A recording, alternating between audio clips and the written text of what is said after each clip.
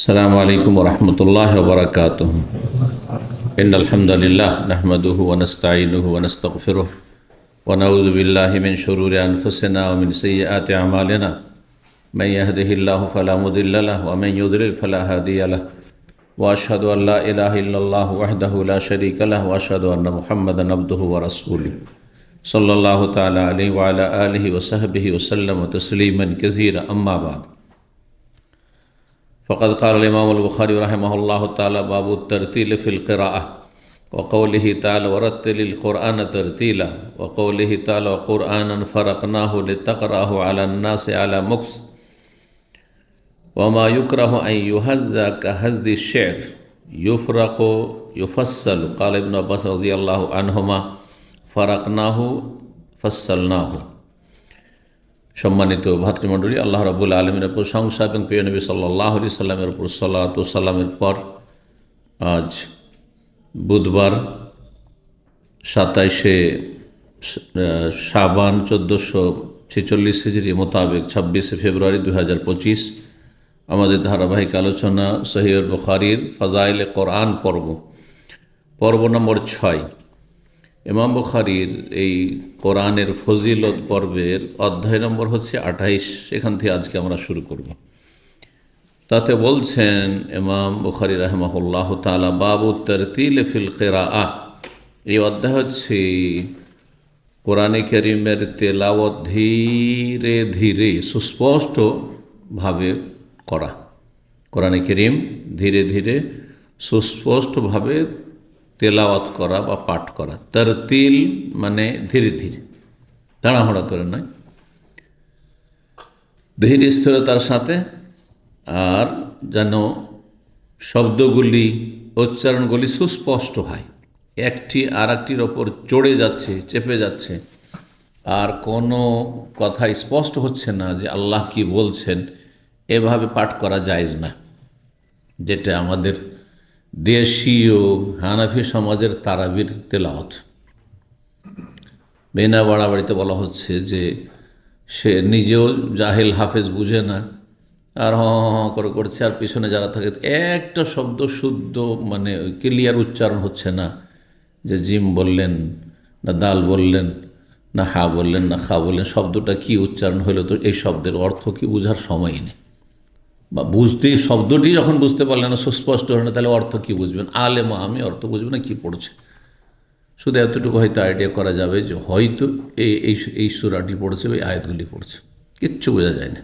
জায়েজ না এরকম তেলাওয়াত, মোটেই জায়েজ না। কম পক্ষে তেলাওয়াতের দুটো পদ্ধতি হচ্ছে, একটা হচ্ছে তারতিল মানে ধীর স্থিরতার সাথে টান দিয়ে লম্বা করে পড়া। আজকালকার গাতে ভাষায় সেটাকে তারতিল বলা হয়, ধীরে ধীরে পড়া। আরেকটি হচ্ছে হাদার মানে আপনি তাড়াতাড়ি উচ্চারণ করে সুস্পষ্টভাবে উচ্চারণ করছেন, সুস্পষ্ট বোঝা যাচ্ছে কি পড়ছেন, কিন্তু আপনি লম্বা টান দিচ্ছেন না।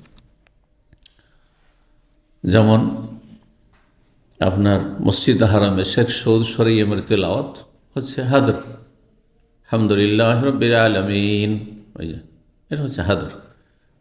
আর তারতিল হচ্ছে ওর চাইতে লম্বা করে পড়ে, টান দিই। কিন্তু এর চাইতে দ্রুত পড়া না, মোটেই চলবে না। আর যদি সেই শব্দগুলো ক্লিয়ার না হয় যে কোন শব্দ উচ্চারণ হচ্ছে, লা রাইবা ফি বোঝা যাচ্ছে, তাই না, কিন্তু কেউ তাড়াহুড়া পড়ে, যেটা জায়েজ নয়, সেজন্য আমি উচ্চারণ করছি না ওইভাবে, তাহলে জায়েজ মোটেই নয়। তো কমপক্ষে হাদর মানে আপনি তাড়াতাড়ি পড়ছেন, লম্বা টান দিচ্ছেন না, কিন্তু শব্দগুলি স্পষ্ট হচ্ছে, অক্ষর স্পষ্ট হচ্ছে। আর না হলে তারতে টান দিয়ে পড়া, লম্বা করে পড়া। বলছেন যে কোরআনের তেলাওয়াত ধীরে ধীরে এবং সুস্পষ্টভাবে করা সম্পর্কে অধ্যায়। আল্লাহ কোরআনে তাই নির্দেশ দিয়েছেন, যাতে যে তেলাওয়াত করছে সেও বুঝে যে আমি কি বলছি, আল্লাহর কালামে আল্লাহ কি বলছেন এবং আমি কি পাঠ করছি, আল্লাহ কি বলেছেন এই আয়াতগুলিতে। যদি অর্থ বোঝার ক্ষমতা থাকে, যেমন আরবি ভাষা, তার অর্থ ভালো আলেম, কারি হাফেজের সাথে আলেম, তাহলে বুঝছে। কিন্তু তাড়াহুড়া বলে তো নিজে বোঝার সময় নেই। আর এ হচ্ছে ধীরে স্থিরভাবে পড়া। কোরআন কারিমে নির্দেশ রয়েছে। আর যদি তাড়াতাড়ি পড়েন তবুও সেটা যেন সুস্পষ্ট হয়, যেটাকে হাদার বলা হয়, কিন্তু একটি আর একটির ওপর যেন চড়ে না যায়, অস্পষ্ট না হয় অক্ষর বা শব্দ। দুটি আয়াত এখানে নিয়ে এসছেন এই মর্মে। আল্লাহ বলছেন অকৌলি, তার মহান আল্লাহর বাণী নিয়ে এসছেন। বুখারী বলছেন মহান আল্লাহ বলেন ওয়ারাত্তিলিল কোরআন তারতিলা, সূরা মুজাম্মিল আয়াত নম্বর 4। হে নবী সাল্লাল্লাহু আলাইহি ওয়াসাল্লাম, সরাসরি নবীকে সম্বোধন করা হয়েছে, আর পরোক্ষভাবে প্রত্যেক নবীর উম্মতকে, মুসলিমকে সম্বোধন করা হয়েছে। হে নবী, হে মুসলিম, তুমি ওয়ারাত্তিলিল কোরআন, কোরআনকে ধীরে ধীরে সুস্পষ্টভাবে পাঠ করো, কোরআন ধীরে ধীরে সুস্পষ্টভাবে তেলাওয়াত করো। দ্বিতীয় আয়াত মহান আল্লাহর বাণী বলছেন ইমাম বুখারী রাহিমাহুল্লাহ, সূরা বনী ইসরাঈলের আয়াত নম্বর 106, যার অপর নাম সূরাতুল ইসরা। ও কোরআনান ফারাকনাহু, আল্লাহ বলছেন যে আমি কোরআনকে নাজিল করেছি। ফারাকনাহু মানে একসাথে অবতীর্ণ না করে, কি করা, ধীরে ধীরে। ফারাকনাহু মানে বিভিন্ন সময়, 23 বছরের দীর্ঘ সময়ে ফারাকনাহু মানে পৃথক পৃথক করে নাজিল করেছি। কখনো একটি সূরা নাজিল হলো, ছোট সূরা, অথবা সূরা কিছু অংশ, কিছু আয়াত নাজিল হইল। বড় সূরাগুলির এই আয়াত 10টি 20টি 50টি আয়াত কখন নাজিল হলো, কখনো 2টো 3টে নাজিল হলো, যখন যেমন মানুষের প্রয়োজন হয়েছে, অথবা আল্লাহ রাব্বুল আলামিন জানাতে চেয়েছেন। একমাত্র কোরআন কারীমের বৈশিষ্ট্য যে কোরআন ধীরে ধীরে 23 বছরে নাজিল হয়েছে। এছাড়া যত আসমানি কিতাব রয়েছে, তাওরাত হোক, ইনজিল হোক, জবুর হোক, আর সোহফে ইব্রাহিম আলাইহিস সালামের সহিফা, এইগুলির কথা কোরআনে আছে। আর বাকি আরও অন্য রসুলদের ওপর যে আসমানি কিতাব এসেছে, আমরা বিশ্বাস করব যে আরও রসুল এসেছেন, তাদের ওপর আসমানি কিতাব নাজিল হয়েছে, কিন্তু সেগুলির নামও জানি না, আর সেই সব নবীর নামও জানি না যাদের ওপর হয়তো আসমানি কিতাব নাজিল হয়েছে। শুধুমাত্র মূসা আলাইহিস সালামের কথা জানি যে তাওরাত নাজিল হয়েছে, ঈসা আলাইহিস সালামের কাছে ইনজিল নাজিল হয়েছে, দাউদ আলাইহিস সালাম জবুর নাজিল হয়েছে, ইব্রাহিম আলাইহিস সালামের কাছে সোহফে ইব্রাহিম মুসা সূরা আলাতে রয়েছে। তো এগুলি একবারই নাজিল হয়েছে, মানে একবারে গ্রন্থাকারে আল্লাহ দিয়ে দিয়েছেন। মূসা আলাইহিস সালামকে ডাকলেন তোর পাহাড়ে, যে আসো। মূসা আলাইহিস সালাম গেলেন, 30 দিনের জন্য প্রথম গেলেন, আল্লাহ ডাকলেন, তারপরে আরও 10 দিন বৃদ্ধি করে 40 দিন করলেন। 40 দিন মূসা আলাইহিস সালাম সেখানে সিয়াম পালন করে রোজা রাখলেন, আর আল্লাহ রাব্বুল তাওরাত, একবারে তাওরাত গ্রন্থ ধরিয়ে দিলেন। একবারে যদি আপনাকে গোটা বছরের, একজন মাদ্রাসা বা স্কুলের ছাত্র একবারে গোটা বছরের কোর্স যদি ধরে দেয় যে এই 1 বছরে এই সিলেবাস তুমি যাও, এইটা তোমার হোমওয়ার্ক থাকলো, তো পড়াটা বেশি ভালো হবে নাকি যদি প্রত্যেক দিন এক একটা করে চ্যাপ্টার দিয়ে দিয়ে গোটা বছরে পুরো কোর্সটা, সিলেবাসটা শেষ করা হইল? কোনটা পড়া ভালো হবে? প্রত্যেক দিন কিছু কিছু হোমওয়ার্ক দেওয়া হচ্ছে, 2 পেজ 3 পেজ করে দেওয়া হচ্ছে, এক একটা করে চ্যাপ্টার দেওয়া হচ্ছে, এইভাবে, যেটা নিয়ম লেখাপড়া, ঠিক না? এটা করতে পারে কোনো শিক্ষা প্রতিষ্ঠান, স্কুল, কলেজ, ইউনিভার্সিটি, মাদ্রাসা, যে এই যে ধরিয়ে দিলাম, তোমার তফসিরের সাবজেক্ট, যে 10 পারা তফসির গোটা বছর ঠিকা থাকলো, 1 বছর থাকলো, আর তুমি 10 পারা তফসির থাকলো, কত মুশকিল হয়ে যাবে। কিন্তু ডেইলি কিছু না কিছু তফসির, তাই না? তো আল্লাহ রাব্বুল আলামিন কোরআনে কারীমকে এমনভাবে নাজিল করে যাতে করে কোরআনে কারীমের সংরক্ষণ করা, কোরআনে কারীমের আয়ত্ত করা, কোরআনে কারীমকে বুঝা, কোরআনে কারীমের মাসলাগুলিকে জেনে নেওয়া সহজ হয়। অল্প অল্প করে জানছেন, ডেইলি কিছু কিছু করে শিখছেন, এখানে কী হচ্ছে, স্টক হচ্ছে, জমা হচ্ছে। কিন্তু একসাথে অনেক কিছু জানলে সব ভুলে যাবেন, সব ভুলে যাবেন। এই জন্য যারা সারা রাত ব্যাপী জলসা মাহফিল শুনে, তারা কিছুই বলতে পারে না যে কী শুনেছে। কারণ শুরু করেছে বিকেলবেলা জলসা মাহফিল শুরু হয়েছে, আর রাত্রে 2টা 3টাতে শেষ হয়েছে। ও বিকেলে যা শুনেছে, মাগরিব পর যা শুনে, এক তো প্রথম কথা যে হাট বাজার মেলা, আর তারপরে হাসানো কাঁদানো নাম হচ্ছে ওয়াজ মাহফিল। তারপরে যদি কিছু তার মধ্যে ভালো কোনো কেউ আলোচক আসে আর যদি বিষয়ভিত্তিক আলোচনা করে, আর তাতে যদি হাসানো আর কাঁদানো না থাকে, তো তার আকর্ষণ নেই, শুনতেও চায় না মানুষ। গানের সুরে কিছু শোনার পরে যদি এইরকম কথা শুনে, তার মজা লাগবে? মজা লাগবে না। আর অধিকাংশ লোক তো অশিক্ষিত মূর্খ, যার ফলে তারা তো আর জ্ঞান বুঝে না, বুঝে না, কানকে শুনতে ভালো লাগছে, হ্যাঁ, আর খুব মজা লাগছে শুনে, হ্যাঁ, খুব টেস্ট পাচ্ছি, ব্যাস, কি শুনলে খুব ভালো লাগলো, আজকের ওয়াজ না খুবই সুন্দর ছিল, কি বিষয় ছিল বলেন তো, কেউ বলতে পারবে না, খোঁজ করে দেখিয়ে। যার ফলে খরচ বেশি, লাভ মোটেই নেই অথবা সামান্য আছে। আর বিজ্ঞাপনে আলোচকের নাম আপনার কি লাগাইতে হবে এটাকে বলে, হ্যাঁ, আপনার দূরবীন, হ্যাঁ, না বলবেন, হ্যাঁ, টেলিস্কোপ বলবেন না মাইক্রোস্কোপ বলবেন, দিয়ে লাগিয়ে দিতে হবে, একবারে জুম করেও পড়া যায় না। কিছু কিছু বিজ্ঞাপন আজকাল আছে 50 জন আলোচক, 50 জন, আর বাকি যে প্রধান অতিথি আর বিশিষ্ট অতিথি আর কত রকমের জানা কিছু শেখাতে, ভাষাগুলো শেখা হচ্ছে সবাইকে খুশি করার উদ্দেশ্য। এমন একজন শুধু প্রধান করে রেখে দিলে বাকিগুলো অসন্তুষ্ট হয়ে যায়, আপনি হচ্ছেন প্রধান, তা আপনি হচ্ছেন বিশিষ্ট, হ্যাঁ, আপনি হচ্ছেন আর কিছু, আউযুবিল্লাহ, আল্লাহ হেফাজত করি। সত্যি এগুলো না করে মসজিদ একজন ভালো আলেম রাখেন, শিক্ষক রাখেন, তার কাছে আপনি গ্রামবাসী শিখেন, যে টাকাটা মাহফিলে খরচ গোটা বছরের বেতন চলে আসবে এবং ভালো বেতন দিয়ে তার কাছ থেকে এলেম শিখতে পারবেন। আল্লাহ বুঝার তৌফিক দান করে জাতিকে। জাতির নেতৃত্ব রয়েছে অবুঝদের হাতে, খুব খারাপ ভাষা বললাম না, মানহানিকর, অবুঝদের হাতে, যারা বুঝে না, পয়সা আছে, যা ইচ্ছা তাই করছে, নেতৃত্ব ক্ষমতা আছে, দাপট আছে, মাতাব্বরি আছে, যা ইচ্ছা তাই করছে। তাদের যদি দিন সম্পর্কে জ্ঞান থাকতো, দিন জানার আগ্রহ থাকতো, দিন পালন করার উদ্দেশ্য থাকতো, তাহলে এসব করতো না। জি, তো আল্লাহ বলছেন কোরআনান, মানে আমি কোরআনকে নাজেল করেছি, ফারাক নাহু, সেইটা কিভাবে ভেঙে ভেঙে বিভক্ত করে, পৃথক পৃথকভাবে, একবারে নয়। প্রথম নাজেল হইল সূরা ইকরা বিসমি রাব্বিকাল্লাযী খালাক, 5টি আয়াত। তারপরে দ্বিতীয় পর্বে নাজেল হলো ইয়া আইয়ুহা সূরাতুল মুদ্দাসসিরের কিছু আয়াত, এইভাবে নাজেল হইল। জি, সর্বশেষ শেষ দিকে এসে মদিনায় বড় বড় যে সূরাগুলি রয়েছে আর যেগুলি যেগুলি লম্বা আয়াত রয়েছে সেগুলি নাজেল হইল।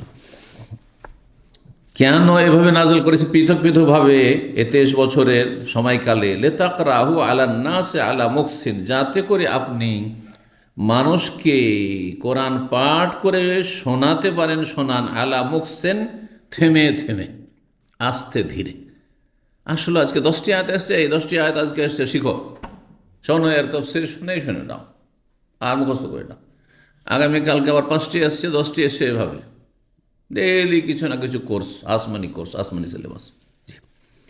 ওয়ানাজ্জালনাহু তানজিলা, এবং আমি ধীরে ধীরে নাজেল করেছি। তানজিল মানে আস্তে ধীরে, একবারে নয়।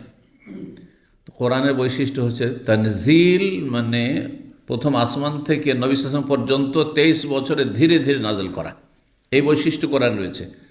আর লহে মাহফুজ 7 আসমানের ওপর থেকে প্রথম আকাশে, ইন্না আনজালনাহু ফি লাইলাতিন, একবারে গোটা কোরআন 30 পারা 114টি সূরা নাজেল করে দিয়েছেন আল্লাহর বলে প্রথম আকাশে। তাহলে কোরআনের বৈশিষ্ট্য এনজালো মানে একবারে নাজেল করা হয়েছে 7 আকাশ থেকে প্রথম আকাশ পর্যন্ত, আর প্রথম আকাশ থেকে নিয়ে দীর্ঘ 23 বছরের তানজিল মানে ধীরে ধীরে নাজেল, দুটোই বৈশিষ্ট্য। পক্ষান্তরে তাওরাত সম্পর্কে, ইনজিল সম্পর্কে আল্লাহ নাজ্জালা বলেননি, ধীরে ধীরে নাজেল কথা বলেননি। ইন্না আনজালনা তাওরাতা ফিহি হুদান ওয়া নূর, ফিহা হুদান ওয়া নূর, নিশ্চয় আমি তাওরাত নাজেল করেছি একবারই, ইনজাল। যে ছিল দুটো আয়াত। তারপরে বলছে ওমা ইউকরাহু আন ইউহাজ্জাক আহাযিস শের, আর মাকরুহ, ঘৃণিত, অপছন্দনীয়, নিন্দনীয় যে কোরআনকে দ্রুত গতিতে পাঠ করা হবে, কবিতার দ্রুত গতির মতো। যেমন কবিতা পাঠ করা হয়, পড়ে চলে যাচ্ছে, হ্যাঁ, কবিতা শুনিয়েই চলে যাচ্ছেন, পড়ে চলে যাচ্ছে, ওইভাবে পড়বেন না, কবিতার মতো করে নয়। তারপরে কোরআনে কারীমের সূরা দুখানে রয়েছে ফিহা ইউফরাকু কুল্লু আমরিন হাকিম। ইউফরাকু মানে কি? ইউফরাকু মানে ইউফাসসালু, চূড়ান্ত ফয়সালা করা হয়। কোন রাতে? যেই রাতে কোরআন নাজল হয়েছে। কোরআন কোন রাতে নাজল হয়েছে? কদর রাতের, ইন্না আনজালনা ফি লাইলাতিল কাদরে, সুরে কদরে। আচ্ছা, সুরে কদরের রাতটি কি শাবান মাসে 15 শাবান নাকি রমজানে? আর এক আয়াত আল্লাহ কিল্লের শাহর রমাদান আল্লাযী উনজিলা ফীহি, রমজান মাসে কোরআন নাযিল করা হয়েছে। তাহলে রমজানের আয়াত আর কদরের রাতের আয়াত আর এই লাইলাতুল মুবারাকা সূরা দুখানের তিনটি সমষ্টি থেকে কি বোঝা যায়? তিনটি আয়াতের ব্যাখ্যা থেকে যে কোরআন বরকতপূর্ণ রাতে নাযিল হয়েছে, সেই রাতটি হচ্ছে কদরের রাত, আর কদরের রাত হচ্ছে রমজানের শেষ দশকের বেজোড় কোনো একটি রাতে। এবার বোঝা গেছে? কিন্তু এই আয়াত সূরা দুখানের পড়ে হতভাগা এই জৌনপুরি, বিদাতি মোল্লা পীর, সে বলছে যে কোরআনে সূরা দুখান রয়েছে ইন্না ফি লাইলাতিন মুবারাকা, বরকতের রাত মানে শবে বরাতে নাযিল হয়েছে। কেউ বিশ্বাস করবে? একটা মূর্খ লোক। কিন্তু কিছু অন্ধভক্ত আছে, অন্ধভক্তি মানুষকে জাহান্নামে নিয়ে যায়। আপনার চোখ থেকেও, বিবেক থেকেও যদি সামনে গর্ত আছে আর গর্তে আপনার বাবা না দেখে আছাড় খেয়ে পড়ছে, অথবা সামনে সাপ বসে আছে আর সাপের উপর পা দিয়ে দেয়, আপনিও পা দেবেন নাকি? তাহলে আপনার মূর্খ এই বেদাতি পীর জাতিকে গোমরাহ করবে, আর চোখ নেই। আর বাকি আয়াতগুলো মিলিয়ে দেখবেন না যে লাইলাতুল মুবারাকা বরকতের রাত, এখানে বলা হয়েছে কোরআন নাযিল হয়েছে, সে একটি রাতের কথা বলা হয়েছে, তাই না? মানে নাযিল হওয়া শুরু হয়েছে, সেটি বরকতের রাত, সেটি কদরের রাত, সেটি রমজানে। এই তিনটি আয়াতের ব্যাখ্যা। তাহলে কি করে একজন বলতে পারে যে এটি শবে বরাত? এই রাতে ফিহা, এই রাতে ইউফরাকু মানে চূড়ান্ত ফয়সালা করে, ইউফাসসালা আল্লাহর পক্ষ থেকে বিস্তারিত তকদির জানিয়ে দেওয়া হয় কাকে? 1 বছরের জন্য যে দায়িত্বশীল ফেরেশতা রয়েছে, যেটাকে ভাগ্য রজনী বলছেন। তাহলে ভাগ্য রজনী কোন রাত? শবে বরাত না শবে কদর? যেই রাতে কোরআন নাযিল হয়েছে, কোরআন নাযিল হয়েছে রমজানের কদর রাতে, সুতরাং সেটি হচ্ছে ভাগ্য রজনী। জি, ওই মর্মে আছে রয়েছে। ইবনে আব্বাস রাদিয়াল্লাহু তাআলা আনহু বলছেন যে এখানে রয়েছে ফারাকনাহু আর ইউফরাকু, একই ধাতু থেকে, একই শব্দ থেকে। বলছেন ফারাকনাহু মানে ফাসসালনাহু মানে বিশদভাবে আমি কোরআন কি করেছি? বয়ান করে দিয়েছি। কোরআন আল্লাহ নাযিল করেছেন এবং আল্লাহ রাব্বুল নবী সাল্লাল্লাহু আলাইহি সাল্লামের কাছে সেগুলি স্পষ্ট করেছেন, বুঝিয়ে দিয়েছেন যে এটার ব্যাখ্যা এই, এটার ব্যাখ্যা এই। মাতৃভাষা হইলেও কোনো কোনো জায়গায় হয়তো বোঝার প্রয়োজন রয়েছে, আল্লাহ তাও করে দিয়েছেন। ফাসসালনাহু বা সুস্পষ্ট করে দিয়েছি। কি করেছি? সুস্পষ্ট। কোরআন সুস্পষ্টভাবে আল্লাহ নাযিল করেছেন এবং সুস্পষ্ট পড়তে বলেছেন, তেলাওয়াত করতে বলেছেন, আর তার অর্থগুলি, ব্যাখ্যা, তফসিরগুলি সুস্পষ্ট করে দিয়েছেন। এই ফাসসালনাহু 5043 নম্বর আয়াত, 5043 নম্বর হাদিস। বলছেন আব্দুল্লাহ বিন মাসউদ রাদিয়াল্লাহু তাআলা আনহু, তিনি বলেন গাদাওনা আলা আব্দুল্লাহ ফাকালা রাজুলুন, বলছেন যে আমরা গেলাম আব্দুল্লাহর কাছে। আবু ওয়াইল বর্ণনা করেছেন তার ছাত্র আব্দুল্লাহ বিন মাসউদ থেকে, আর তারপর গাদাওনা আমরা গেলাম মানে আবু ওয়াইল, তাহলে তবেই বলছেন যে আমরা গেলাম আমাদের ওস্তাদ আব্দুল্লাহ বিন মাসউদ প্রখ্যাত সাহাবীর কাছে। ফাকালা রাজুলুন, তখন এক ব্যক্তি বলে উঠল কারাতুল মুফাসসালা আল বারিহা, গত রাতে, বারিহা মানে গত রাত, গত রাতে আমি পুরো মুফাসসাল পড়ে ফেলেছি। মুফাসসাল হচ্ছে সূরা হুজুরাত থেকে শুরু করে শেষ পর্যন্ত মোটামুটি 5 পারার মতো, 5 পারা আমি পড়ে ফেলেছি।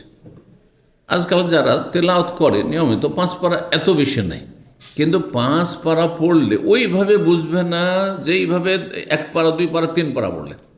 আস্তে ধীরে পড়ছেন, বুঝছেন, পড়ছেন, বুঝছেন, থামছেন একটু, আল্লাহ কি বলছেন, এতে বেশি আপনার উপকার আছে। কারণ আপনার অন্তর তার একটা সুন্দর সুপ্রভাব পড়বে। আর তারা করে পড়ে জবান পড়েছে কিন্তু অন্তর চিন্তা করে না, অন্তর তার গভীরে ঢুকে না। তো আজকে মুফাসসাল গত রাতে আমি পুরোটাই পড়ে ফেলেছি। ফাঁকা আল্লাহ আব্দুল্লাহ মাসউদ বলেন হাজদান কাহাজি শের, তুমি এত দ্রুত গতিতে পাঠ করেছো কবিতা পাঠের মতো। কবিতা পাঠ যেমন কবিরা যারা কবিতা আর আবৃত্তি করে তারা যেমন দ্রুত বেগে পাঠ করে, ওই রকম তুমি দ্রুত গতিতে কোরআন পাঠ করেছো। 5 পারা পড়ে নিলে তুমি রাতে, মানে তাহাজ্জুদে রাতে পড়ে ফেলেছো। সাধারণত সাহাবায়ে কেরাম তাহাজ্জুদের মধ্যে পড়তেন, আর এমনিও পড়তে পারেন, অসুবিধা নেই। তবে তাহাজ্জুদের তেলাওয়াত, সালাতের ভিতরে কেউ যদি তেলাওয়াত করে আর একজন এমনি তেলাওয়াত করে, কার ফজিলত বেশি? যেই ব্যক্তি সালাত অবস্থায় তেলাওয়াত করে তার ফজিলত বেশি। নবী সাল্লাল্লাহু আলাইহি ওয়াসাল্লাম রাতে দীর্ঘ তাহাজ্জুদ পড়তেন এবং তাহাজ্জুদে তেলাওয়াত করতেন বেশি। ইন্না কাদ সামি'নাল কিরাতা, তারপরে বলছে ইন্না কাদ সামি'নাল ওয়া ইন্নিল আহফাজুল কোরআন, আমি তেলাওয়াত শুনেছি, মানে নবী সাল্লাল্লাহু আলাইহি ওয়াসাল্লামকে তেলাওয়াত করার পদ্ধতি শুনেছি, কেমনভাবে তেলাওয়াত করতে হয়, আর করেছেন তিনি। ওয়া ইন্নিল আহফাজুল কোরআন আল্লাতী কানা ইয়াকরাউ বিহা বিহিন্না নবী সাল্লাল্লাহু আলাইহি ওয়াসাল্লাম সামানিয়া আশারাতা সূরাতা মিনাল মুফাসসাল ওয়া সূরাতাইন মিন আলে হামিম।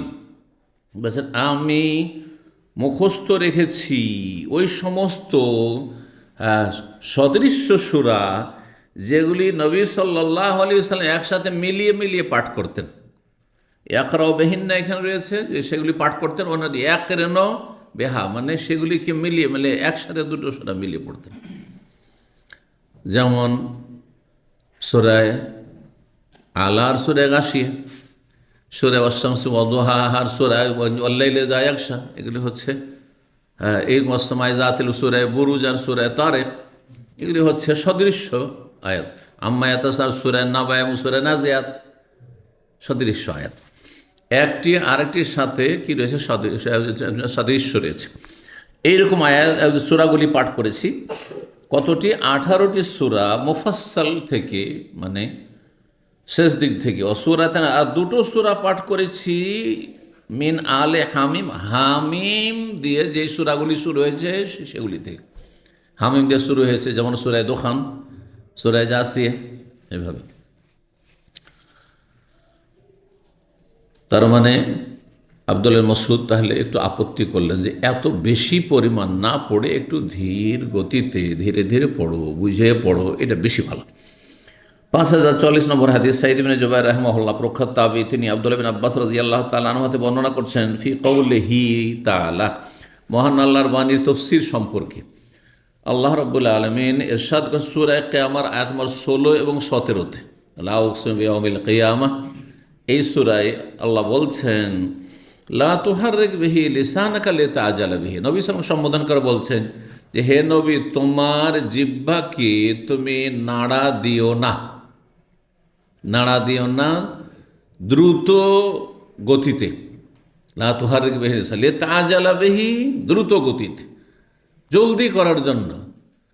নবী সাল্লাল্লাহু আলাইহি ওয়াসাল্লাম করতেন কি, যখন জিবরাইল আলাইহিস সালাম কোনো সূরা একটি নিয়ে আসতেন অথবা বেশ কিছু আয়াত নাযিল হয়েছে, যেমনই জিবরাইল শোনাইতে লাগতেন, শোনাচ্ছেন এখন, তার পিছিয়ে পিছিয়ে সাথে সাথে পড়তে শুরু করে দিতেন, এই ভয়ে যে কি জানি যদি একসাথে অনেকগুলি তিনি পড়ে দেন আর পরে যদি ছুটে যায় কিছু, আমার ঘাটতি থেকে যায়, সেই জন্য যেমনই পড়তে লাগতেন জিবরাইল আলাইহিস সালাম, তেমনই পেছনে পেছনে তিনিও দ্রুত গতিতে তার অনুসরণ করে জিহ্বা নাড়িয়ে পড়তে লাগতেন।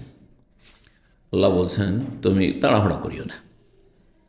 কেন কেন তাড়াহুড়া করবে? এই জন্য যে কোনো জায়গায় কোনো শব্দ ছুটে যায়, কোনো একটি আয়াত ছুটে যায়, কোনখানে ভুল থেকে যায়, না না না, ইন্না আলাইনা জামাহু ওয়া কুরআন, আমি আল্লাহ বলছি হে নবী তোমাকে যে আমার দায়িত্ব হচ্ছে এই কোরআনকে একত্রিত করা, কোরআন এবং পড়িয়ে দেওয়া, পাঠ করিয়ে দেওয়া, কেমনভাবে তেলাওয়াত করতে হবে তাও, কোরআন মানে কেরাত হোক, পড়িয়ে দেওয়া সহি শুদ্ধ করে, শুধু তাই না, সুম্মা ইন্না আলাইনা বায়ানা, এমনকি বিশদভাবে তার ব্যাখ্যা বিশ্লেষণ তফসির করে দাও, এটিও আমার দায়িত্ব, বুঝিয়ে দাও।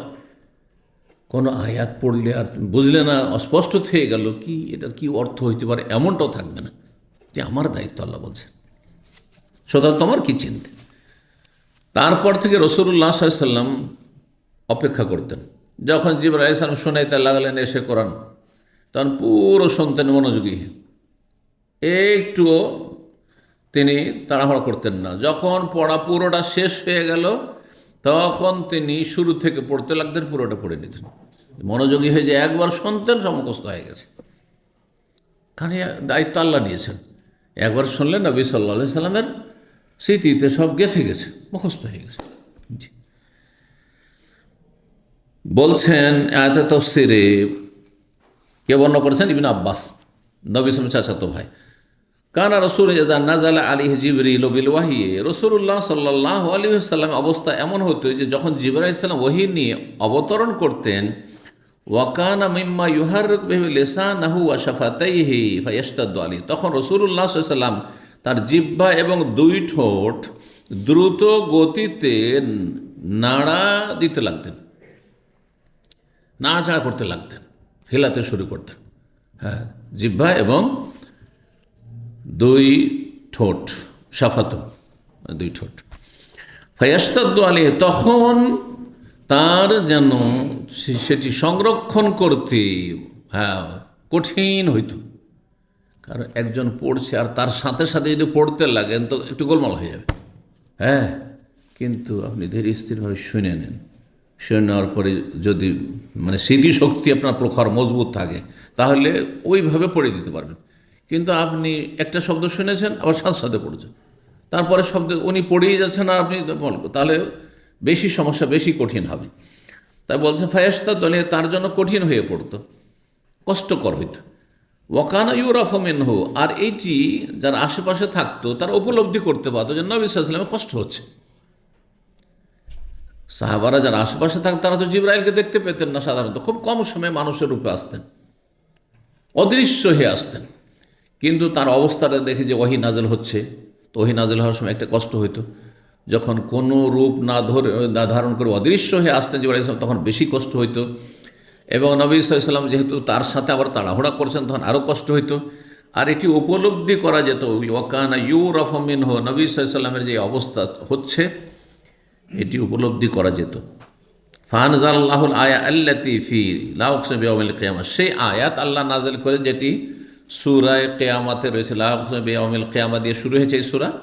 লা তুহাররিক বিহি লিসানাকা লিতা'জালা বিহি ইন্না আলাইনা জামআহু ওয়া কুরআনা, যে আয়াতের তরজমা তাফসীর করলাম যে হে নবী, তোমার জিহ্বাকে তুমি দ্রুত গতিতে নাড়াচাড়া করিও না, লিতা'জালা বিহি, তাড়াহুড়া করার উদ্দেশ্যে, কারণ ইন্না আলাইনা জামআ, আমার দায়িত্ব হচ্ছে সেটি একত্রিত করে সংরক্ষণ করা, ওয়া কুরআনা, এবং পড়িয়ে দেওয়া। তারপরে ফাইন্না আলাইনা আন নাজমাহু ফি সাদরিকা ওয়া কুরআনা, তাফসীর করে ইমাম বুখারী বলছেন যে আল্লাহ বলছেন যে আমার দায়িত্ব হচ্ছে যে আমি কোরআনকে সংরক্ষণ করব, ফি সাদরিকা, তোমার সিনাই, তোমার বক্ষে, মুখস্থ করিয়ে দেবো, ওয়া কুরআন, এবং পড়িয়ে দেওয়া। সুম্মা ইন্না আলাইনা বায়ানা, অতঃপর আমার দায়িত্ব হচ্ছে তা বিশদভাবে বর্ণনা করে দেওয়া, ব্যাখ্যা করে দেওয়া। ফাইদা আনজালনাহু ফাসতামি, যখন আমি নাজেল করব আমার জিবরাইল ফেরেশতার মাধ্যমে, ফাসতামে, তখন তুমি মনোযোগী হয়ে শোনো, তোমার কাছে শোনা, পুরোটা শোনো। সুম্মা ইন্না আলাইনা বায়ানা, ইন্না আলাইনা আন নুবায়্যিনাহু বিলিসানিক, আমার দায়িত্ব হচ্ছে যে কোরআন আমি বিশদভাবে বর্ণনা করে দেব তোমার মাধ্যমে অন্যদের জন্য, উম্মতের জন্য, সাহাবায়ে কেরামদের জন্য। তোমার কাছে যখন নাজিল হয়ে গেল আর তোমার সিনাতে সংরক্ষণ করে নিলে, আর তারপরে তখন সাহাবায়ে কেরামদের তুমি তা বিশদভাবে বর্ণনা করবে। কাল বর্ণনাকারী বলছেন ওয়াকানা ইযা আতাহু জিবরিল আতরাকা, তারপর থেকে যখন জিবরাইল আলাইহিস সালাম ওহী নিয়ে আসতেন তখন রাসূলুল্লাহ সাল্লাল্লাহু আলাইহি ওয়াসাল্লাম মাথাটাকে নিচু করে চুপ হয়ে যেতেন। আতরাকা মাথা ঝুঁকিয়ে চুপ থাকা। যদি কেউ মনোযোগী হয়ে চুপ থাকে তাহলে এমন নয় যে আপনি মনোযোগে শুনছেন আর এরকম করছেন, কারণ এরকম করলে তো এদিক ওদিক লোকজন যাচ্ছে ওই দিকে অন্য মনস্ক হয়ে যাবেন। কিন্তু আপনি যদি এইভাবে যান, যারা মনোযোগী হয়ে শোনে সাধারণত কি, ঠিক না, তো আতরাকা, মাথা ঝুঁকিয়ে দিয়ে চুপ থাকতেন রাসূলুল্লাহ সাল্লাল্লাহু আলাইহি ওয়াসাল্লাম, চুপ হয়ে শুনতেন। ফাইদা যাহাবা কারাহু কামা ওয়াদাহুল্লাহ, সুবহানাল্লাহ, যখন জিবরাইল চলে যেতেন তখন নবী সাল্লাল্লাহু আলাইহি ওয়াসাল্লাম তা পাঠ করতেন, তেলাওয়াত করতেন, কামা ওয়াদাহ, যেমন আল্লাহ তার সাথে ওয়াদা প্রতিশ্রুতি করেছেন যে আমার দায়িত্ব হচ্ছে সংরক্ষণ করা, আমার দায়িত্ব হচ্ছে তোমাকে পড়িয়ে দাও, আমার দায়িত্ব হচ্ছে তা বিশদভাবে বর্ণনা করে দাও। এবার হুবহুভাবে পড়ে দিতেন। 29 নম্বর অধ্যায় বলছে বাব মাদ্দিল কেরাতি, অধ্যায় হচ্ছে মদ সহকারে পাঠ করা। এটা মদ হচ্ছে মদ, এটি কেরাতের একটি পরিভাষা। এই অর্থ দিয়ে এই অর্থ কেউ এই অনুবাদ করতে করেছেন, ওইভাবে আমি বললাম মদ সহকারে পাঠ করে। কিন্তু মদেরও তো একটা অর্থ আছে, মদ তো আরবি শব্দ। বাবু মদ্দিল কেরাম, মাদ্দা ইয়ামুদ্দ মানে কি, মাদ্দা ইয়ামুদ্দ মানে টান দেওয়া, লম্বা করে পড়া, দীর্ঘায়িত করে পড়া। যেমন প্রত্যেকটি আয়াতের শেষে বা যেই জায়গাগুলিতে টান দেওয়ার সুযোগ আছে টান দেবে, সব জায়গায় টান দিলে চলবে না। আলহামদকে হামদ যদি করেন তো হবে হারাম, এখানে টানার কোনো সুযোগ নেই। কিন্তু লিল্লাহি আল্লাহকে যত টান দেবে, আল্লাহ টান দেন, লিল্লাহ টান দেন, লম্বা টান দেওয়ার সুযোগ আছে এখানে। আরবি উচ্চারণ অলঙ্কার আছে, তার নিয়ম নীতিমালা আছে। হ্যাঁ, যেমন প্রত্যেক ভাষার নিয়ম নীতিমালা আছে। রব্বিল আলামিন, রব্বিতে টান দেওয়া যাবে না, কিন্তু আলামিন, আর রহমানির রহিম, মালিক ইয়াউমিদ্দিন, এই যে টান দিয়ে পড়তেন এবং এক এক আয়াতিকে থামতেন, প্রত্যেকটি আয়াতের শেষে থামতেন। আয়াতান আয়াতান, একটি আয়াতের সাথে আর একটি আয়াত মিলিয়ে কখনো রসুল পড়তেন না। এই জন্য এটি সুন্নত নয়।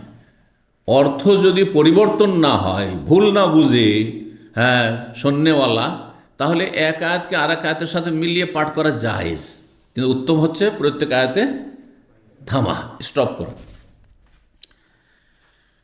তো কেরাতকে তাহলে কি করা? মাদ্দুল কেরা মানে কেরাত, হ্যাঁ লম্বা টান দিয়ে পড়া। বাংলা মদ মানে হচ্ছে টান দিয়ে পড়া। এই জন্য যে মদগুলি রয়েছে, মদের কায়দা কানুন কেউ পড়েছেন?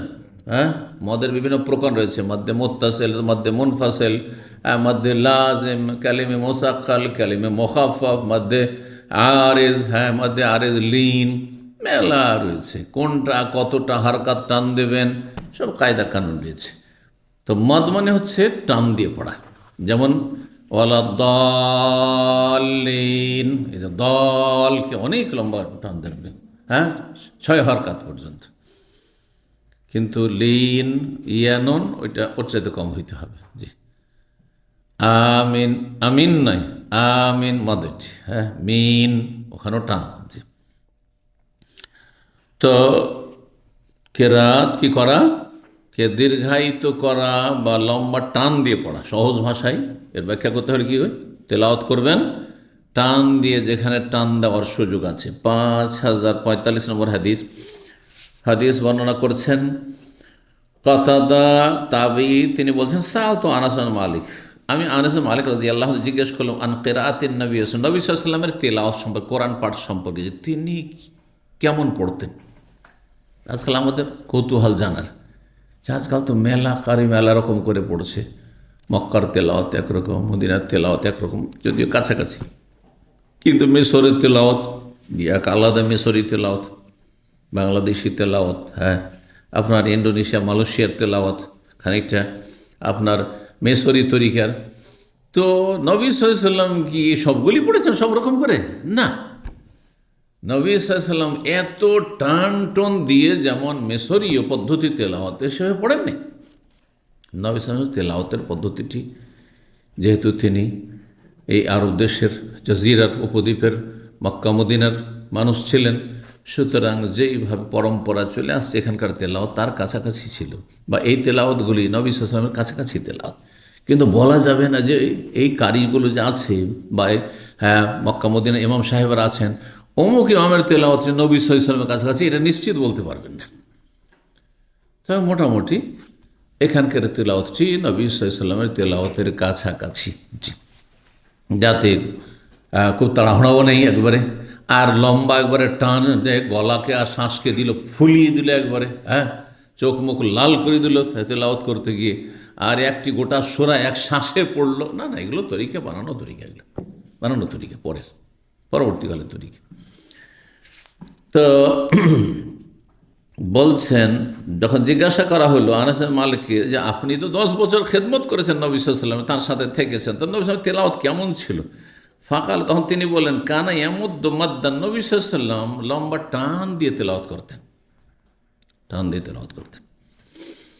5046 নম্বর হাদিস, ওই কাতাদা বলছেন ওই আগের হাদিসটা কিন্তু একটু বিস্তারিত আছে, এখানে সংক্ষেপে টান দিয়ে পড়তেন, কিন্তু কেমন টান দিতেন, কোন জায়গাগুলোতে টান দিতেন এখানে আসছে। জিজ্ঞাসা করা হয় আনাস রাদিয়াল্লাহু তাআলা আনহুকে, সোহেল আনাস, কাইফা কানাত কিরাআতুন নবী সাল্লাল্লাহু আলাইহি ওয়াসাল্লামের তেলাওয়াত কেমন ছিল কোরআনে কারীমের? ফাকালা, তিনি বলেন কানাত মাদ্দান, হ্যাঁ টান দিয়ে তেলাওয়াত হতো, একটু লম্বা টানে তেলাওয়াত করতেন। সুম্মা কারা, তারপরে তার নিয়ম নীতিমালাটা পড়ে শোনালেন, কি বিসমিল্লাহির রহমানির রহিম, এই রহমান রাহিম টান দি থামতেন ওখানে আবার। তারপরে বলছেন ইয়ামুদ্দ বিসমিল্লাহ, এই আল্লাহ টান দিতেন, একটু আগে ওই জন্য বললাম ইয়ামুদ্দ টান দিতেন কিসে? বিসমিল্লাহ আল্লাহ। তারপরে ওয়ামুদ্দির রহমান রহমান এই টান দিতেন, ওয়ামুদ্দির রাহিম আর রাহিম এ টান দিতেন, এবার টান দিতেন। 30 নম্বর অধ্যায় বলছেন যে বাবু তারজি, এই অধ্যায় হচ্ছে তারজি করে তেলাওয়াত করা। আবার তারজি মানে কি? তাহলে এখানে একটা তারতিল পড়লাম প্রথম অধ্যায়ে, আরেকটি পড়লাম মদ করে পড়া, আরেকটি হচ্ছে তারজি করে পড়া। তাহলে কোরআনে কারীমের তেলাওয়াতের এই বৈশিষ্ট্যগুলো থাকতে হবে। আপনার তেলাওয়াত যেন তারতিলের সাথে মানে সুস্পষ্ট আর ধীরে ধীরে হয়। আপনার তেলাওয়াতে আয়াতে যে জায়গাগুলোতে টান দেওয়ার সুযোগ আছে টান দিয়ে আপনি পড়বেন, আপনি শর্ট করে দিবেন না। আপনি শর্ট করে দাও হঠাৎ করে, তার মানে ছাদ থেকে আছাড় খেয়ে পড়ে যাও, বুঝতে পেরেছেন? কিন্তু ছাদ থেকে যখন নামছেন তো ধীরে ধীরে নামবেন আপনি, ঠিক ওই রকমই আর রহমান আর রাহিম আর দিন, এই যে এটা হচ্ছে নিয়ম। সব কিছুর একটা অলঙ্কার আছে। জি, তারজি কি? তারজি হচ্ছে সুমধুর সুরে তেলাওয়াত করা। তাহলে ধীরে ধীরে টান দিয়ে আর মধুর সুরে আপনি তেলাওয়াত করবেন। আপনাকে প্রাকৃতিকভাবে যতটা আল্লাহ কণ্ঠ দিয়েছেন সেটাকে সুন্দর করে পাঠ করবেন। এমনি গদ্য পড়ার মতো করে নয়, এমনি রিডিং পড়ার মতো করে নয়, হ্যাঁ, সুমধুর সুরে পড়বেন। কিন্তু তাতে যেন আবার তাকাল্লুফ মানে বাড়াবাড়ি না হয়, বাড়াবাড়ি না হয়। জি, 5047 নম্বর হাদিস বর্ণনা করেছেন আবু আয়াস। তিনি বলছেন সামিউতু আব্দুল্লাহ বিন মুগাফফাল, আমি সাহাবী আব্দুল্লাহ বিন মুগাফফাল রাদিয়াল্লাহু তাআলা থেকে শুনেছি, তিনি বলেন রাআইতুন নবী, আমি নবী সাল্লাল্লাহু আলাইহি ওয়াসাল্লামকে দেখেছি, ইয়াকরাউহু আলা নাকাতিহি আও জামালিহি, তিনি পাঠ করছিলেন তার উষ্ট্রি অথবা উটের পিঠে চেপে, হ্যাঁ, বাহনের পিঠে। ওয়াহিয়া তাসিরু বিহি, সেই সময় তার উটনি বা উষ্ট্রিটি অথবা উটটি চলমান ছিল, এই নয় যে থেমেছিল, উট চলছে আর তিনি পাঠ করতে আছেন। তাহলে চলমান বাহনে তেলাওয়াত করার মাসলা জানা গেল। গতকালকে এসেছিল সূরা ফাতিহার তেলাওয়াত, ওই হাদিসটা এসছে অন্য ভাষা দিয়ে, হাদিস আগেরটি, আর ওখানে বর্ণনাকারী আব্দুল্লাহ মুগাফফালি ছিলেন। ওয়া ইয়াকরাউ সূরাতুল ফাত, তিনি সেই সময় তেলাওয়াত করেছেন সূরা ফাত, আও মিন সূরাতিল ফাত, সূরা ফাতের শুরু থেকে অথবা সূরা ফাতের কিছু অংশ পাঠ করছিলেন। কি নিয়মে? কিরাআতান লাইয়াতান লাইয়ানাতান, লাইয়ান মানে নরম, নরম ভাষায়, কর্কশ ভাষায় না একদম, হ্যাঁ, নরম ভাষায়। আর ইয়াকরাও, তিনি তেলাওয়াত করছিলেন ওয়াহিয়া তারজির সাথে মানে সুমধুর কণ্ঠে, সুমধুর কণ্ঠে সুর করে, আর তার সাথে নরম সুরে, নরম সুরে পাঠ করছিলেন। 31 নম্বর অধ্যায় বলছে বাবু হুসনি সওতে বিল কিরাআতি লিল কোরআন, কোরআনে কারীমের তেলাওয়াত সুমধুর কণ্ঠে করা, সুমধুর কণ্ঠে বা মধুর সুরে কোরআনে কারীমের তেলাওয়াত করা, এটি হচ্ছে মুস্তাহাব, এটি হচ্ছে সুন্নাত, এটি হচ্ছে ভালো। 5048 নম্বর হাদিস বর্ণনা করেছেন আবু মুসা রাদিয়াল্লাহু তাআলা আনহু আশআরী, আন্নান নবী সাল্লাল্লাহু আলাইহি ওয়াসাল্লাম, আবু মুসা আশআরী রাদিয়াল্লাহু তাআলা আনহুকে একবার বললেন তার তেলাওয়াত শুনে খুশি হই। এক একজনকে আল্লাহ প্রাকৃতিকভাবে সৃষ্টিগতভাবে সুন্দর কণ্ঠ দিয়ে থাকেন, এটা মানুষের অর্জিত বস্তু নয়। যেমন এলেম শিখবো আর আমি বড় আলেম হব, এটা নিজে আপনি অর্জন করতে পারেন, যেমন মেহনত করবেন তেমন ফল পাবেন, তাই না? পড়াশোনা বন্ধ করে দেন, আপনি ওখানে স্টপ হয়ে যাবেন, আর ডেলি কিছু না কিছু পড়তে থাকেন, স্টপ করতে থাকেন, বাড়তে আছে বাড়তে আছে। তো কিছু কিছু আল্লাহর নিয়ামত আছে, আল্লাহর দান আছে, যেগুলি অর্জিত মানে অর্জন করা যায়, মানুষ সেগুলো হাসিল করতে উপার্জন করতে পারে নিজের, যে আল্লাহ শক্তি দিয়েছেন, মেধা শক্তি, সেটা দিয়ে, যে কোনো শক্তি হোক না কেন। আর কিছু কিছু এই বিষয় আছে প্রাকৃতিক, সেটা আপনি আপনার কোনো চেষ্টার সেখানে কোনো দখল নেই, চেষ্টার কোনো ভূমিকা নেই সেখানে। যেমন আপনি কেমন সুন্দর হবেন, কিছু এতে উন্নতি করার ক্ষমতা আছে? আমি একটু কালো রে ভাই, তো আমি একটু ফর্সা হয়ে যাব, আর কালো ভালো লাগেন, কারণ আমার বংশ সবাই সাদা, একাই কালো আর ভালো লাগে না। হ্যাঁ, আমি খাটো হয়ে গেছি, একটু লম্বা হয়ে যাবে, আমি চেষ্টা করে, পারবেন?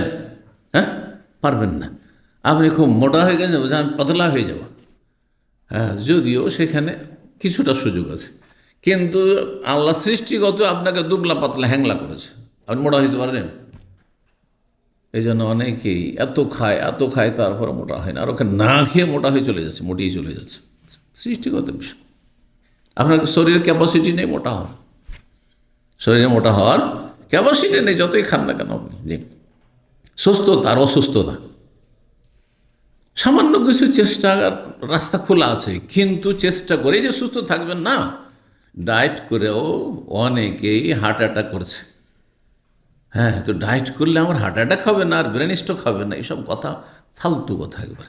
তবে হুজু হিজে রাখো, কোরআনের নীতিমালা, সতর্কতা অবলম্বন করো, সতর্ক থাকা। কিন্তু সতর্ক থাকলেই যে বেঁচে যাবো, না না না। কোনো একজন ডাক্তার এখানে দাম্মাম সেন্ট্রাল হসপিটালে ছিল, ইন্ডিয়ান ডাক্তার। তো যখন তখন বিমান দুর্ঘটনার কথা শুনতো সে, যে যেখানে সেখানে বিমান দুর্ঘটনা হচ্ছে, সে এত ভয় পেত। তার কলিগ এখানে ইসলামী সেন্টারে আসতো একসময়, 20-25 বছর আগের ঘটনা বলছে যে ওই যে দেশ থেকে চাকরি করতে এসছে, বছরে বছর টিকিট পেত, ছেলে মেয়েদেরকে পাঠাইতো, জীবনও ফ্লাইটে চাপতো না, ভয়ে যে চাপলে মরে যাব। বুঝতে পারছেন? না না, এ কিছুই না। সারা জীবন পাইলট, কত প্লেন চাইলো আর কত পৃথিবী ঘুরলো, হ্যাঁ, ফ্লাইট দুর্ঘটনা হয় না। আবার প্রথম জীবনে একদিন চেপেছে এমন ব্যক্তিও সেই দিনই ফ্লাইট দুর্ঘটনা হতে পারে। জি, মাহমা ইয়াকুন মিন হাজার লা ইউনজি মিন কাদার, আরবিতে একটি কথা আছে, প্রবাদ আছে, যতই সতর্ক থাকেন না কেন তকদির থেকে রক্ষা পাবেন না আপনি, তকদির থেকে রক্ষা পাবেন না আপনি। জি, তো আল্লাহ যেন আমাদের তকদিরকে ভালো করেন। বলছিলাম যে কিছু সৃষ্টিগত বিষয় রয়েছে, প্রাকৃতিক বিষয় রয়েছে, সেটাতে আপনি উন্নতি করতে পারেন না, যেভাবে আল্লাহ ওইভাবে থাকতে হবে। তো আবু মুসা আশআরী রাদিয়াল্লাহু তাআলা আনহুকে আল্লাহ রাব্বুল আলামিন খুব সুন্দর কণ্ঠ, সুমধুর কণ্ঠ দিয়েছিলেন।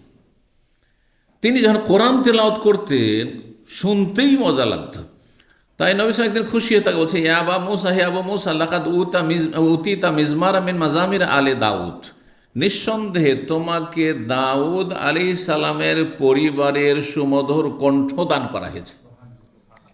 দাউদ আলাইহিস সালামের কণ্ঠ এত সুমধুর ছিল, এত সুন্দর ছিল, এত আকর্ষণীয় ছিল যে সেই যুগের কিস্সা কাহিনীতে, বনি ইসরায়েলের কিস্সা কাহিনীতে বলা হয়েছে যে তিনি যেখানে ইবাদত বন্দি করতেন আর জবুর তেলাওয়াত করতেন, তার পাশে ছিল নদী, নদীর সমস্ত প্রাণী সব উঠে চলে আসতো শোনার জন্য। এই জন্য সেই দিনটায় মাছ পাওয়া যেত, আর কোনো দিনে মাছ পাওয়া যেত না। তখন বনি ইসরায়েল তখন গোটা সপ্তাহ মাছ পাই না, আর এই দিনে মাছ, তো এই দিনে ধরবো। আল্লাহ বলছেন এই দিনে ধরা হারাম, এই দিনে মাছ ধরা হারাম, মাছ শিকার করা হারাম, তো মাছ ধরা হারাম। তো আর অন্য দিনে যে মাছ পাই না, করবোটা কি? একটা হিল্লা করলো। এই যে 3 তালাক একসাথে মূর্খরা দিয়ে আবার হিল্লা করে ব্যাকগ্রাউন্ড দিয়ে বিবিকে হালাল করে না, এর জন্য লানত রয়েছে। ঠিক ওই রকমের লানতের কাজ, হ্যাঁ, পূর্বপুরুষ, হ্যাঁ, এদেরই পূর্বপুরুষরা ওই ইহুদিরা করেছিল। কি করেছিল? আচ্ছা, শনিবারে যখন মাছ ধরা হারাম, রবিবারে ধরবো, কিন্তু একটু ঘিরে রেখে দিই, মাছগুলো কিনারে এসে বাঁধ দিয়ে, হ্যাঁ, রেখে দিই, কালকে ধরবো। আল্লাহ হিল্লা করবি, কোনো কেরাতাতেন খাসে লাঞ্ছিত বানরে পরিণত, দিলেন আল্লাহ বানর বানিয়ে সবকে। বুঝতে পেরেছেন? এই জন্য এটা বানরামি কাজ, এই হিল্লা করা। হিল্লা যেমন এই 3 তালাক দিয়ে এক শ্রেণী বেদাতিরা হিল্লা করে, আর এই হারাম জেনা ব্যভিচার করে আর করায়। হ্যাঁ, যেটাকে বলা হয়েছে, হাদিসের ভাষা বলা হয়েছে, আমি নিজের ভাষা বলছি না, যে 23 মুস্তার, ভাড়াইটা পাঠা, 1 রাত 2 রাতের জন্য ভাড়াইটা পাঠা নেই, নোংরামি। আর জেনা ব্যভিচার করায় আর বলে যে হালাল হয়ে গেছে, না, মোটেই হালাল হয় না এইভাবে, বরং জেনা হয়েছে, ব্যভিচার হয়েছে। এইরকমই কিছু ব্যবসায়ী আছে, অথবা কিছু ব্যবসায় প্রতিষ্ঠান আছে, কিছু ব্যাংক আছে, এদিক সেদিক দিয়ে, হ্যাঁ, হারামকে সুদকে হালাল করে, না, মোটেই চলবে না, মোটেই চলবে না। যদি হিল্লা করেন তা আল্লাহ জানছেন। জি, যেমন আপনার জাকাত ফরজে আসছে, আপনি রমজান মাসে জাকাত দেওয়ার অভ্যাস আছে, বা জাকাত ফরজ হয়ে গেছে বা তার আগেই ফরজ হয়ে গেছে, আপনি জাকাত দেবেন না, গোটা বছর টাকা রাখলেন রাখলেন রাখলেন, 11 মাস যেমন হয়েছে তাড়াতাড়ি এদিক সেদিক কিছু করে দেন, ঠিক, হ্যাঁ, টাকাটা এখন কাজে লাগিয়ে দেন। মানে কাজে মানে ব্যবসায় লাগালে তো লাগবে আবার, কিন্তু না ব্যবসায় না, সেটা ধরেন জমি কিনে নিল, হ্যাঁ, অথবা হ্যাঁ বাড়ি কিনে নিল, হ্যাঁ, ইত্যাদি ইত্যাদি, যাতে জাকাত না লাগে। আল্লাহ তো জানছে যে তোমার এটা হিল্লা বাহানা, তোমার এটা এই চলবে না, ধরা খেয়ে যাবে, অসৎ নিয়ত। 32 নম্বর অধ্যায় বলছে বাবু মান আহাব্বা ইয়াস্তামি আল কোরআন মিন গায়র। এই অধ্যায় হচ্ছে এমন ব্যক্তি সম্পর্কে যদি সে পছন্দ করে যে কখনো কখনো আমি অন্যের কোরআন মনোযোগী হয়ে শুনবো, অন্যের তেলাওয়াত শুনবো। তো শরীয়তে এর অনুমতি আছে কিনা বা অনুমোদন আছে কিনা, না নিজেই পাঠ করতে হবে? কেউ তো বলতে পারে যে শুনে ফের কী হবে, শুনে আবার লাভ কি, তুমি নিজের পড়া পড়ো না, শুনলেও নেকি রয়েছে।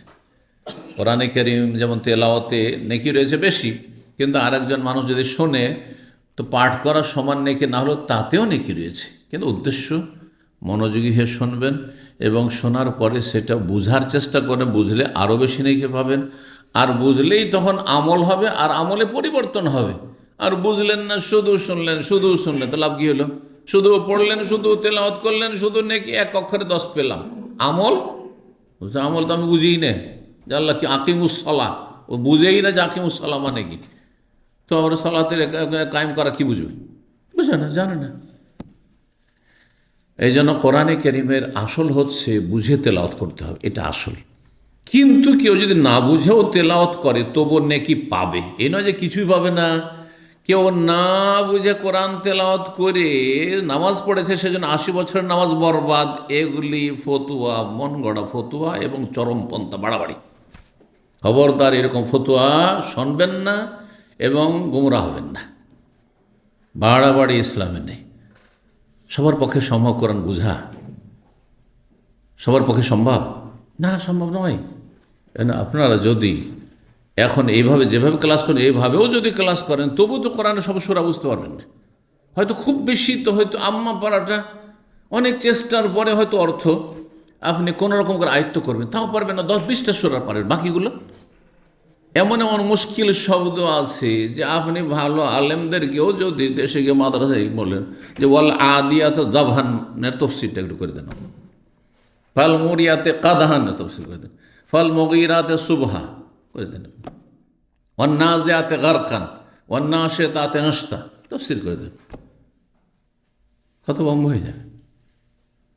একমাত্র যদি ভালো দক্ষ আলেম হয়, তফসিরে যথেষ্ট জ্ঞান আছে, অথবা আরবি ভাষায় আর তফসিরে ভালো দক্ষতা আছে, অথবা সদ্য পড়িয়েছে 2-4 দিন 10 দিন আগে সেটা পড়িয়েছে, চর্চা করেছে, পড়েছে, বুঝা গেছে।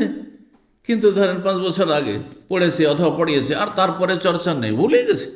কারণ শব্দগুলো মুশকিল শব্দ, এত তাফসীরের প্রয়োজন রয়েছে, এত সহজ নয় যে প্রেক্ষাপট কী, হ্যাঁ, শব্দটার আসল কী, শব্দটা কোত্থেকে এসছে, হ্যাঁ, কোন প্রসঙ্গে, কোন বিষয়টির, কোন বস্তুর আল্লাহ কসম করেছেন। জি, তো সাধারণ মানুষ কী করে বুঝবেন? আর দিলেন ফতুয়া যে 80 বছর নামাজ পড়েছেন আর কিছু বুঝেননি, আপনার নামাজ বরবাদ, জিরো, কিছুই পেলেন না। আল্লাহ হিদায়াত করেন চরম পদ্ধতি। আব্দুল্লাহ মাসউদ রাদিয়াল্লাহু তাআলা আনহু বর্ণনা করছেন 5049 নম্বর হাদিস, বলছিলাম নাকি? হ্যাঁ জি, অধ্যায় পড়েছিলাম শুধু। আব্দুল মাসউদ রাদিয়াল্লাহু তাআলা বলেন কাল আলী নবী সাল্লাল্লাহু আলাইহি ওয়াসাল্লাম আমাকে বললেন, আব্দুল মাসউদকে নবী সাল্লাল্লাহু আলাইহি ওয়াসাল্লাম বলছেন কি, ইকরা আলাইয়াল কোরআন, কোরআন আমাকে পড়ে শোনাও, আমার সামনে কোরআন পড়ো। তাহলে সিনিয়র জুনিয়রকে কোরআন পড়তে বলতে পারে, কোরআন পড়ে শোনাও। কেউ যদি বলে যে আমি আপনার কাছে কিছুই জানি না আর আপনার সামনে আমি কোরআন পড়বো না, পড়বো না, না, নবী সাল্লাল্লাহু আলাইহি ওয়াসাল্লাম পড়তে বলেছে ইবনে মাসউদকে, তুমি পড়ো। আমার বড়কেও বলা যেতে পারে যে একটু কোরআন পড়েন, একটু কোরআন শুনবো আপনার কাছ থেকে, বা কোরআনের তাফসীর শুনবো, আমাকে কোরআন পড়ে শোনাও। কুলতু, আমি বললাম, আকরাউ আলাইকা ওয়া আলাইকা উনজিলা, আপনার সামনে কোরআন পড়ে শোনাও অথচ আপনার উপর নাজেল হয়েছে, আল্লাহ স্বয়ং জিবরিল মারফত আপনার কাছে নাজেল করেছেন, আপনার কাছে কোরআন এসেছে, তারপর আমরা শিখেছি, আর আপনাকে কোরআন পড়ে শোনাবো ইয়া রাসূলুল্লাহ, এটা কেমন হইল? কালা, তখন নবী সাল্লাল্লাহু আলাইহি ওয়াসাল্লাম বলেন, ইন্নী ওহিব্বুন আসমাহু মিন গায়রি, আমি পছন্দ করি যে অন্যের কাছ থেকেও মাঝে মাঝে কোরআন শুনি। সব সময় কোরআন নিজে পড়লে একটি ফায়দা পেলেন আপনি, কিন্তু কখনো পড়লেন কখনো শুনলেন, এতে দুটোই লাভ আপনার হইল। আমি নিজে পরীক্ষা করে দেখেছি, যেহেতু আমি নিয়মিত বক্তব্য করছি বা দর্শ দিচ্ছি, আলোচনা করছি, এতে যতটা আমার অন্তরে তাসির হয়, কখনো কখনো ভালো কোনো আলেম এসে আরবি ভাষায় হোক, আরবি ভাষায় বেশি আমি শুনলে কখনো সময় পেলে, অথবা অন্য ভাষাতে হোক, যদি শুনি কোনো কোনো কথার তাসির আমার অন্তর উপর তার চাইতে বেশি হয়। আমি নিজে বলে যতটা না হচ্ছে, তার চাইতে বেশি অন্যের কথা শুনে আমার অন্তর উপর তার প্রভাব পড়ে বেশি, অন্তর পরিবর্তন আসে। জি। আর আমার জীবনে অনেক সময় কোনো একটা ধরেন সমস্যা অথবা কোনো একটা সিদ্ধান্তের বিষয়ে, ধরেন আমি এটা করবো না এটা করবো, সুবহানাল্লাহ, গাড়িতে বসলে আমার কিন্তু রেডিও ইজাতুল কোরআন কারীম রিয়াজ, যেটা ইসলামিক চ্যানেল আছে রেডিওর, ওটা সবসময় চালু করা আছে, মানে গাড়িতে চাবিটা ঢুকালেই চালু হয়ে যাবে। তো এরকম বেশ কিছু সময় হয়েছে, যে বিষয়টি আমি চিন্তা করছিলাম, যে বিষয়টার কথা ভাবছিলাম যে কি করি, এটা করব কি করব না, আর ওই বিষয়ে আলোচনা হচ্ছে, সুবহানাল্লাহ, আমার ঈমান আরও মজবুত হয়ে গেল বিষয়টাতে। যেখানে আমি দ্বিধাদ্বন্দ্বে ছিলাম যে কোনটা কি করা যায়, এটা হয় অনেক সময়। জি। তো এই জন্য কখনো কখনো অন্যেরও শুনতে হয়, যতই যোগ্য আলেম হয়ে যান না কেন, আর যতই আমার আলোচনা বেশি থাক না কেন, অন্যের শোনাতে অন্য রকমের ফায়দা রয়েছে, যেটা আমি আমার আলোচনা থেকে সেই ফায়দাটা আমার নিজে আলোচনা করে নাও হইতে পারে। জি। এই জন্য দুটোই করতে হয়, রাসূল দুটোই করেছেন, নিজেও তেলাওয়াত করেছেন আর অন্যের তেলাওয়াত শুনেছেন, যে আমি পছন্দ করি অন্যের কাছ থেকে শোনা, সুতরাং তুমি শোনাও। জি। এখানে আব্দুল্লাহ বিন মাসউদের ফজিলত আমরা বুঝতে পারলাম যে তিনি কত শ্রেষ্ঠ সাহাবী এবং কত ভালো তিনি কোরআনের জ্ঞানী, যে তার তেলাওয়াত নবী সাল্লাল্লাহু আলাইহি ওয়াসাল্লাম শুনেছেন। সবার বক্তব্য শুনবো? আমি কি সবার বক্তব্য শুনবো? অবশ্যই শুনবো না, তাই না? আমি শুনলে শেখ সরিল ফৌজানের শুনবো, না হয় শেখ আব্দুল বাজের কথা শুনবো, নাসিরুদ্দিন আলবানির কথা শুনবো, ধরেন ভালো ভালো আলেমের কথা শুনবো। তাহলে এটা কি প্রমাণ করে যে আমার কাছে তিনি যোগ্য, আর অযোগ্যের কথা কেন শুনতে যাব? একমাত্র হয়তো তার যে ভুলভ্রান্তিগুলো আছে সেগুলোকে শনাক্ত করার জন্য বা জাতিকে সতর্ক করার জন্য শুনতে পারি, সেটা ভিন্ন বিষয়। জি। 33 নম্বর অধ্যায় বলছে, বাবু কওলিল মুকরি লিল কারি হাসবুকা।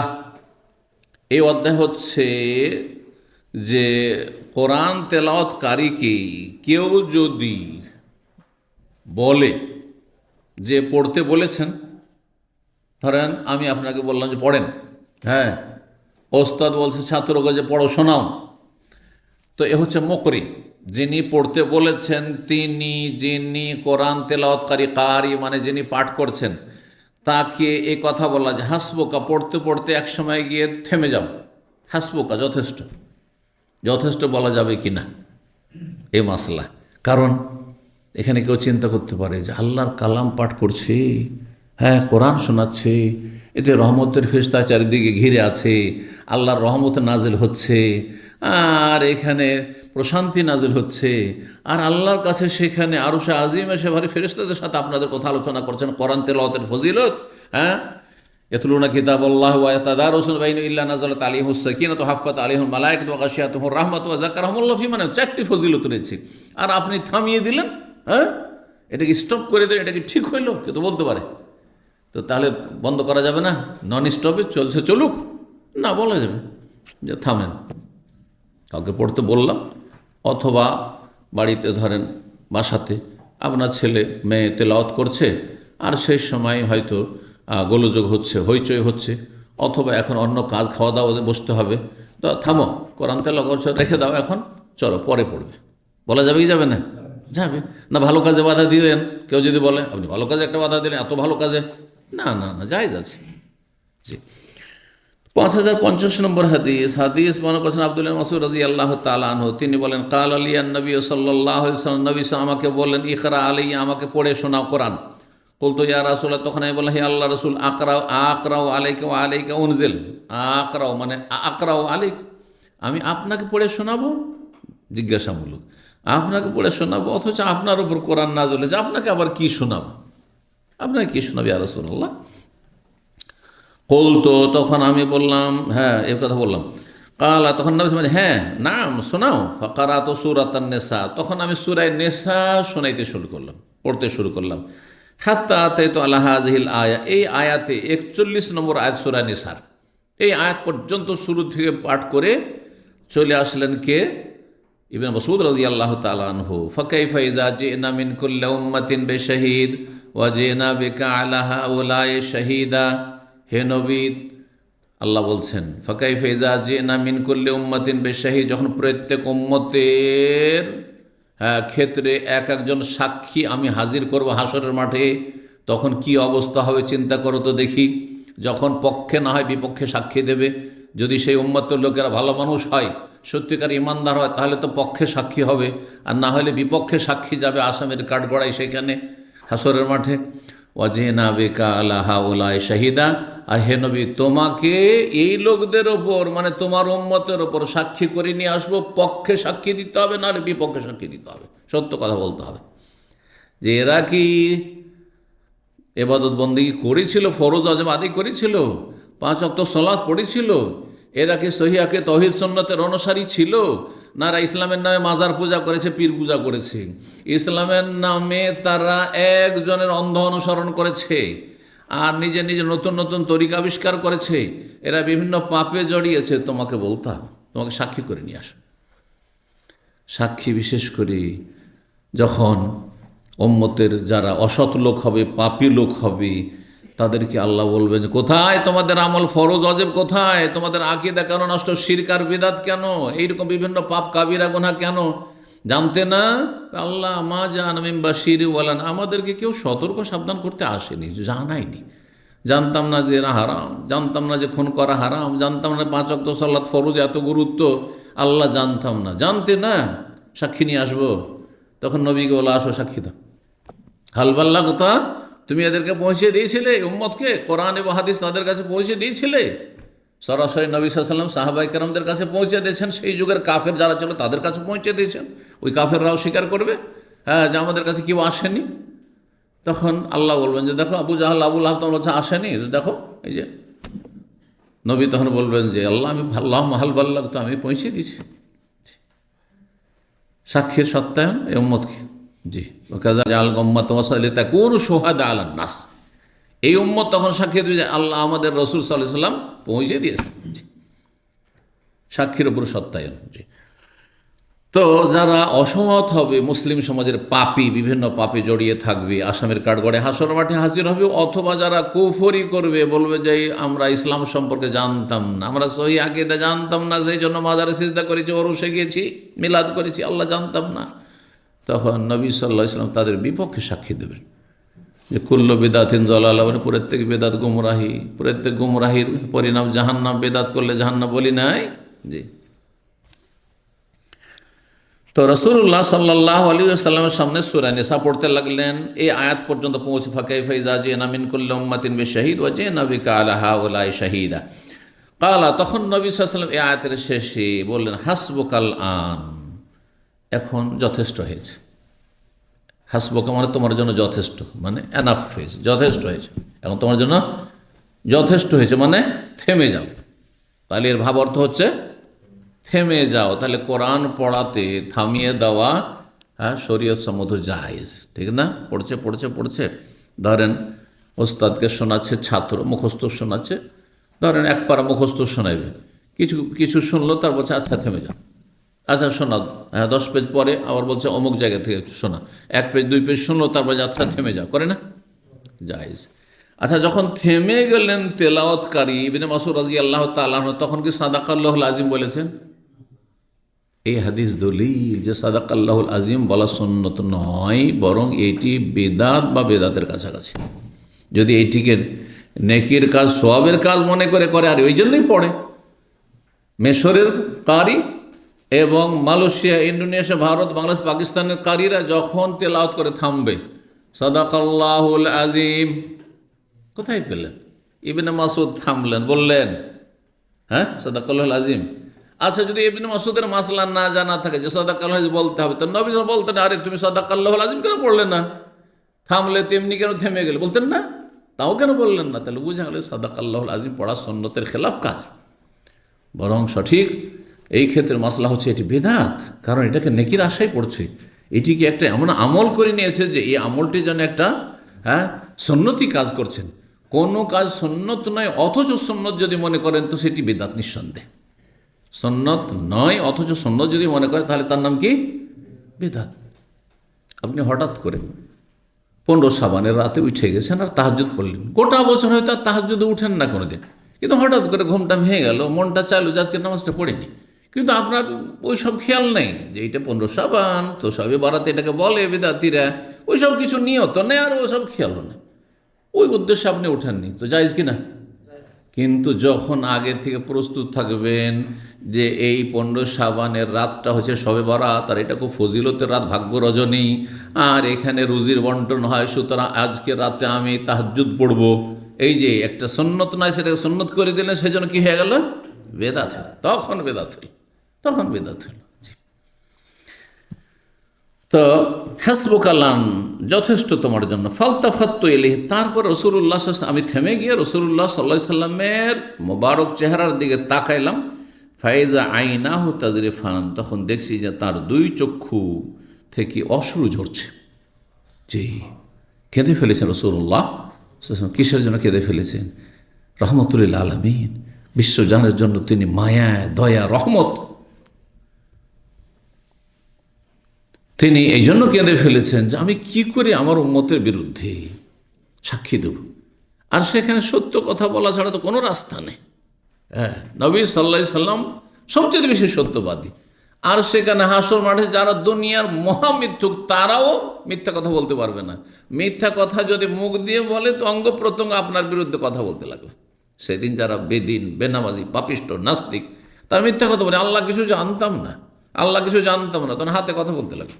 বলছে জানতো মূর্খ, আপনার হাত আপনার বিরুদ্ধে বলবে আল্লাহ এই আমার এই হাত দিয়ে পাপ করিয়েছে, হাত দিয়ে হারাম কাজ করছে, হাত দিয়ে অমুক ব্যক্তি মেরেছে, আর পা তখন সাক্ষী দেয় হ্যাঁ হ্যাঁ হ্যাঁ ঠিক বলছে, হাতে ঠিক বলছে। আলিয়ামান আখতেম আলা আফওয়া তুকাল্লিমুন আইদিহিম, হাতে কথা বলবে। আল্লাহ সূরা ইয়াসিনে বলছেন, কয়েকটি আয়াত রয়েছে মর্মে, কয়েকটি সূরাতে, তার মধ্যে এটি একটি আয়াত। ওয়া তাশহাদু, আর পায়ে সাক্ষী দেবে যে হ্যাঁ হ্যাঁ ঠিক ঠিক, জি, বেমা কান ইয়াকসিবুন, কি করেছে পৃথিবীতে সব। জমি সাক্ষী দেবে যেই জায়গাতে পাপ করেছেন আপনি, যেমন যেই জায়গায় আপনি নামাজ পড়েছেন, ইবাদত করেছেন, রোজা রেখেছেন, আপনি যেই জায়গাতে আপনি সওয়াবের কাজ করেছেন, সেই জায়গাগুলো, যেই জায়গায় মানুষের উপকার দান সাথে, সেই জায়গাটি সাক্ষী দেবে যে ভালো কাজ করেছে। জি, তো আল্লাহর ভালো কাজ করা তৌফিক দান করেন। রাসূলুল্লাহ সাল্লাল্লাহু আলাইহি ওয়াসাল্লাম এই জন্য কেঁদে ফেলেছেন আমাদের মায়ায়। এক শ্রেণীর পাপিষ্ট লোকেরা, গুনাহগার, তারা আল্লাহর নাফরমানি করেছে, রসুলের নাফরমানি করেছে, হাসর মাঠে এরা পাপিষ্ট হয়ে হাজির হবে, জাহান্নাম তাদের নসিব আসবে, তাদের বিরুদ্ধে কি করে আমি সাক্ষী দেব? রাসূলুল্লাহ সাল্লাল্লাহু আলাইহি ওয়াসাল্লাম কেঁদে ফেলেছেন। 34 নম্বর অধ্যায় বলছেন বাবুন, এই অধ্যায় হচ্ছে ফি কাম ইয়াকরাউল কোরআন, কোরআন কতদিনে পাঠ করবেন, মানে গোটা কোরআনটা কতদিনে খতম করবেন আপনি। জি, একদিনে খতম করা চলবে কি না, সেটার সময় কত হতে হবে, কত হলে বেশি ভালো? 7 দিনে হলে বেশি ভালো, 7 দিন বা তার বেশি, 7 দিন, 10 দিন, 15 দিন, মাসে 2 বার, মাসে 3 বার, 7 দিনে মানে মাসে 4 বার খতম করেন। কিন্তু তার চাইতে বেশি যদি করেন তো 3 দিনে খতম করেন, তাহলে এক দিনে 10 পারা করে। এর বেশি যদি করেন, হাদিসে রয়েছে, তাহলে সে কিছু বুঝলো না। 10 পারার বেশি কেউ যদি পড়ে, যতই ভালো আলেম হোক না কেন, একদিনে সারাদিনে 30 পারা যদি পড়ে, তাহলে তেমন কিছু বুঝলো না। তবে মাঝে মধ্যে করা যেতে পারে, ফজিলতের জায়গায় আর ফজিলতের সময়কালে। ধরেন আপনি মক্কায় আছেন, মদিনায় আছেন, আমি এই সময় ভালো মোবারক জায়গায় আছি, শুধু এখানে একদিন আমি কোরআনটা খতম করে যাব, জায়েজ হইতে পারে। কিন্তু আপনি স্বাভাবিক অবস্থায় আপনি 1 দিনে 2 দিনে কোরআন খতম করবেন, এটা অনুত্তম। সর্বনিম্ন 3 দিন। এইরকমই রমজান মাস, এই রমজান মাস তো আর পাবো না, আবার 11 মাস, তার মধ্যে আবার লাইলাতুল কাদার। সুতরাং আমি লাইলাতুল কাদারে আমি এক রাতে, এই যে 5টি রাত, এক রাতে আমি 10 পারা পড়বো, কোনো দোষের কথা নেই, কোনো দোষের কথা নেই। তো এখানে ইমাম বুখারী ভালো বলছেন কত দিনে কোরআন খতম করবে বা করা উচিত। কাউলিল্লাহ, তার মহান আল্লাহ বলছেন ফাকরাও মা তায়াসসারা মিনহু, অন্য আয়াতের ফাকরাও মা তায়াসসারা মিনাল কোরআন থেকে যা সহজ সাধ্য হয়, যা সহজ হয়, যতটা সহজ হয় আর যেই জায়গা থেকে সহজ হয়, যেই সময় সহজ হয় সেই সময় পড়ো, যেই সময় আর যেই যতটা পরিমাণ তো সহজ হয় পাঠ করো। সূরা মুজাম্মিল আয়াত নম্বর 20। 5051 নম্বর হাদিস বর্ণনা করেছেন ইমাম বুখারী ওস্তাদ আলী, আর তার ওস্তাদ হচ্ছেন সুফিয়ান বিন ওয়াইনা। তিনি বলছেন যে কাল আলী ইবনে শুবরমা আমাকে বললেন, নাজার তো কাম ইয়াকফির রাজুলা মিনাল কোরআনে, আমি চিন্তা করলাম যে একজন মানুষের প্রতিদিনে কতটা কোরআন পড়লে যথেষ্ট হবে। ফালাম আজাদ সূরাতান, মানে সর্বনিম্ন, এটা সর্বঊর্ধ্বে নয়, সর্বনিম্নটা বলছেন এখানে। বলছেন যে আমি চিন্তা করে দেখলাম যে একজন মানুষের জন্য সর্বনিম্ন কতটা কোরআন পড়লে যথেষ্ট হবে, যে আপনি অন্তত কিছুটা কোরআন পড়েছেন। এখন আপনাদের তো দিনের পর দিন চলে যাচ্ছে, হয়তো কোরআন পড়লেন না, একমাত্র নামাজের ভিতরে হয়তো কিছু হয়েই যাচ্ছে, তাই না? ফরজ নামাজে কিছু পড়ে নিলেন, সুন্নত নামাজে পড়ে নিলেন, কিন্তু তাছাড়া নামাজের বাইরে ধরেন সারাদিন কেন, আপনি সপ্তাহ চলে যাচ্ছে, মাস চলে যাচ্ছে, হয়তো কোরআনের সূরা বা তেলাওয়াত কিছুই নেই, হয়তো অনেকের বছর পার হয়ে চলে যাচ্ছে।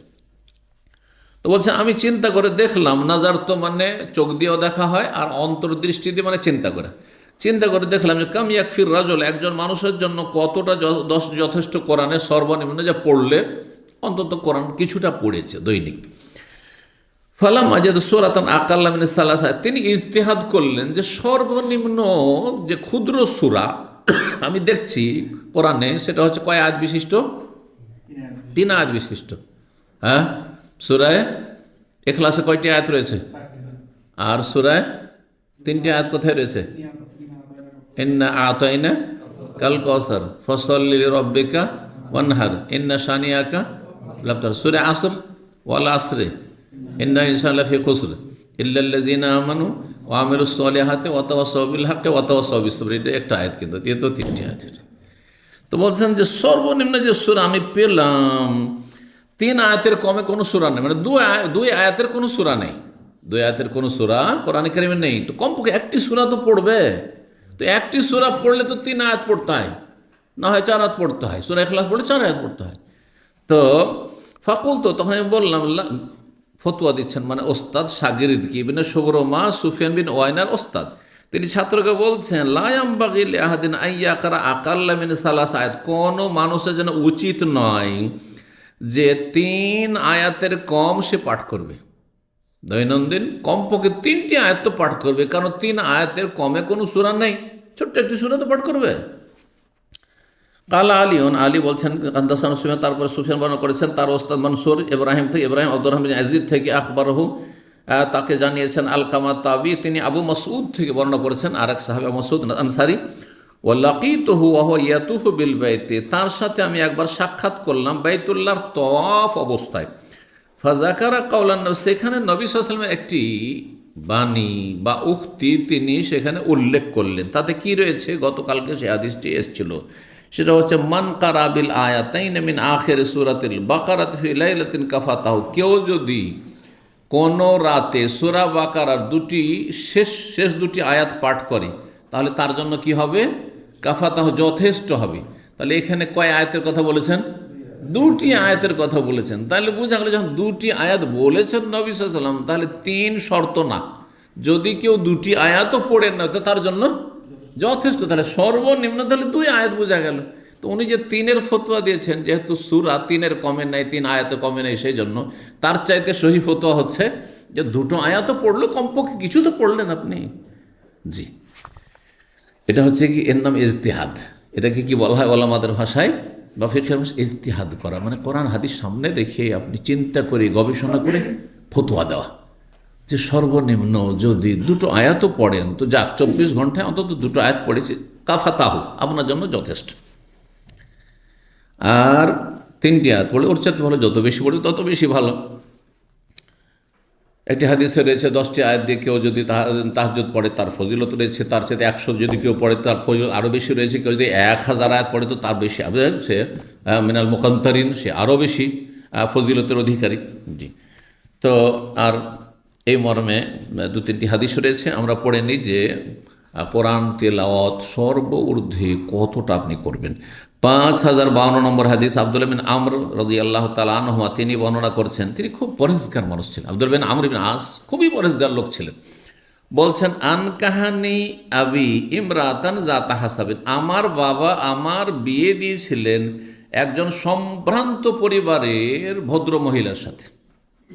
সম্ভ্রান্ত পরিবারের মেয়ের সাথে আমার বাবা বিয়ে দিয়েছিলেন। এখান থেকে বোঝা যায় যে 1400 বছর আগে নবী সাল্লাল্লাহু আলাইহি ওয়াসাল্লাম আমলেও ছেলেরও বিয়ের মোটামুটি কারা স্বার্থ দিত, বাবাই দিত।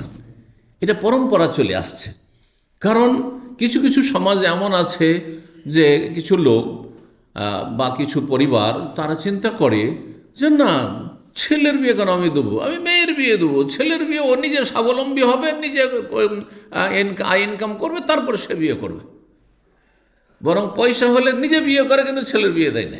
2-3টা বিয়ে 4টা বিয়ে করছে হয়তো নিজে পয়সা, কিন্তু ছেলের বিয়ে দেয় না। যখন বলা আপনার ছেলে যে সাবালক, ওর বিয়ে দেন না, তো বলছেন ওর কি, ওর বিয়ে ও করবে, আমার বিয়ে আমি করলাম। না না না, আপনার একটা দিয়ে গুনাহ থেকে বাঁচতে পারছেন আপনি, কিন্তু আপনার ছেলে যার একটি স্ত্রী নেই, যার ফলে গুনাহ থেকে নাও বাঁচতে পারে। সুতরাং আপনার 2-3টি নফল 4টি বিয়ে করার চাইতে, একাধিক বিয়ের চাইতে আপনার সাবালক ছেলে বিয়ে দেন, যাতে করে গুনাহ থেকে বাঁচাইতে পারেন আপনি। এরকমই আপনার ভাই, ছোট ভাই, আপনি 2-3টে বিয়ের স্বপ্ন দেখছেন, আর এই যে আপনার ছোট ভাই জেনা করে বেড়াচ্ছে, লম্পটি করছে, না কেন? আপনার জন্য একটা যথেষ্ট গুনাহ থেকে বাঁচার জন্য। কারণ মানুষের শারীরিক চাহিদা আছে, অনেক সময় না থাকলে গুনাহ হয়ে যেতে পারে, কিন্তু আপনার একটা স্ত্রী কমপক্ষে আছে।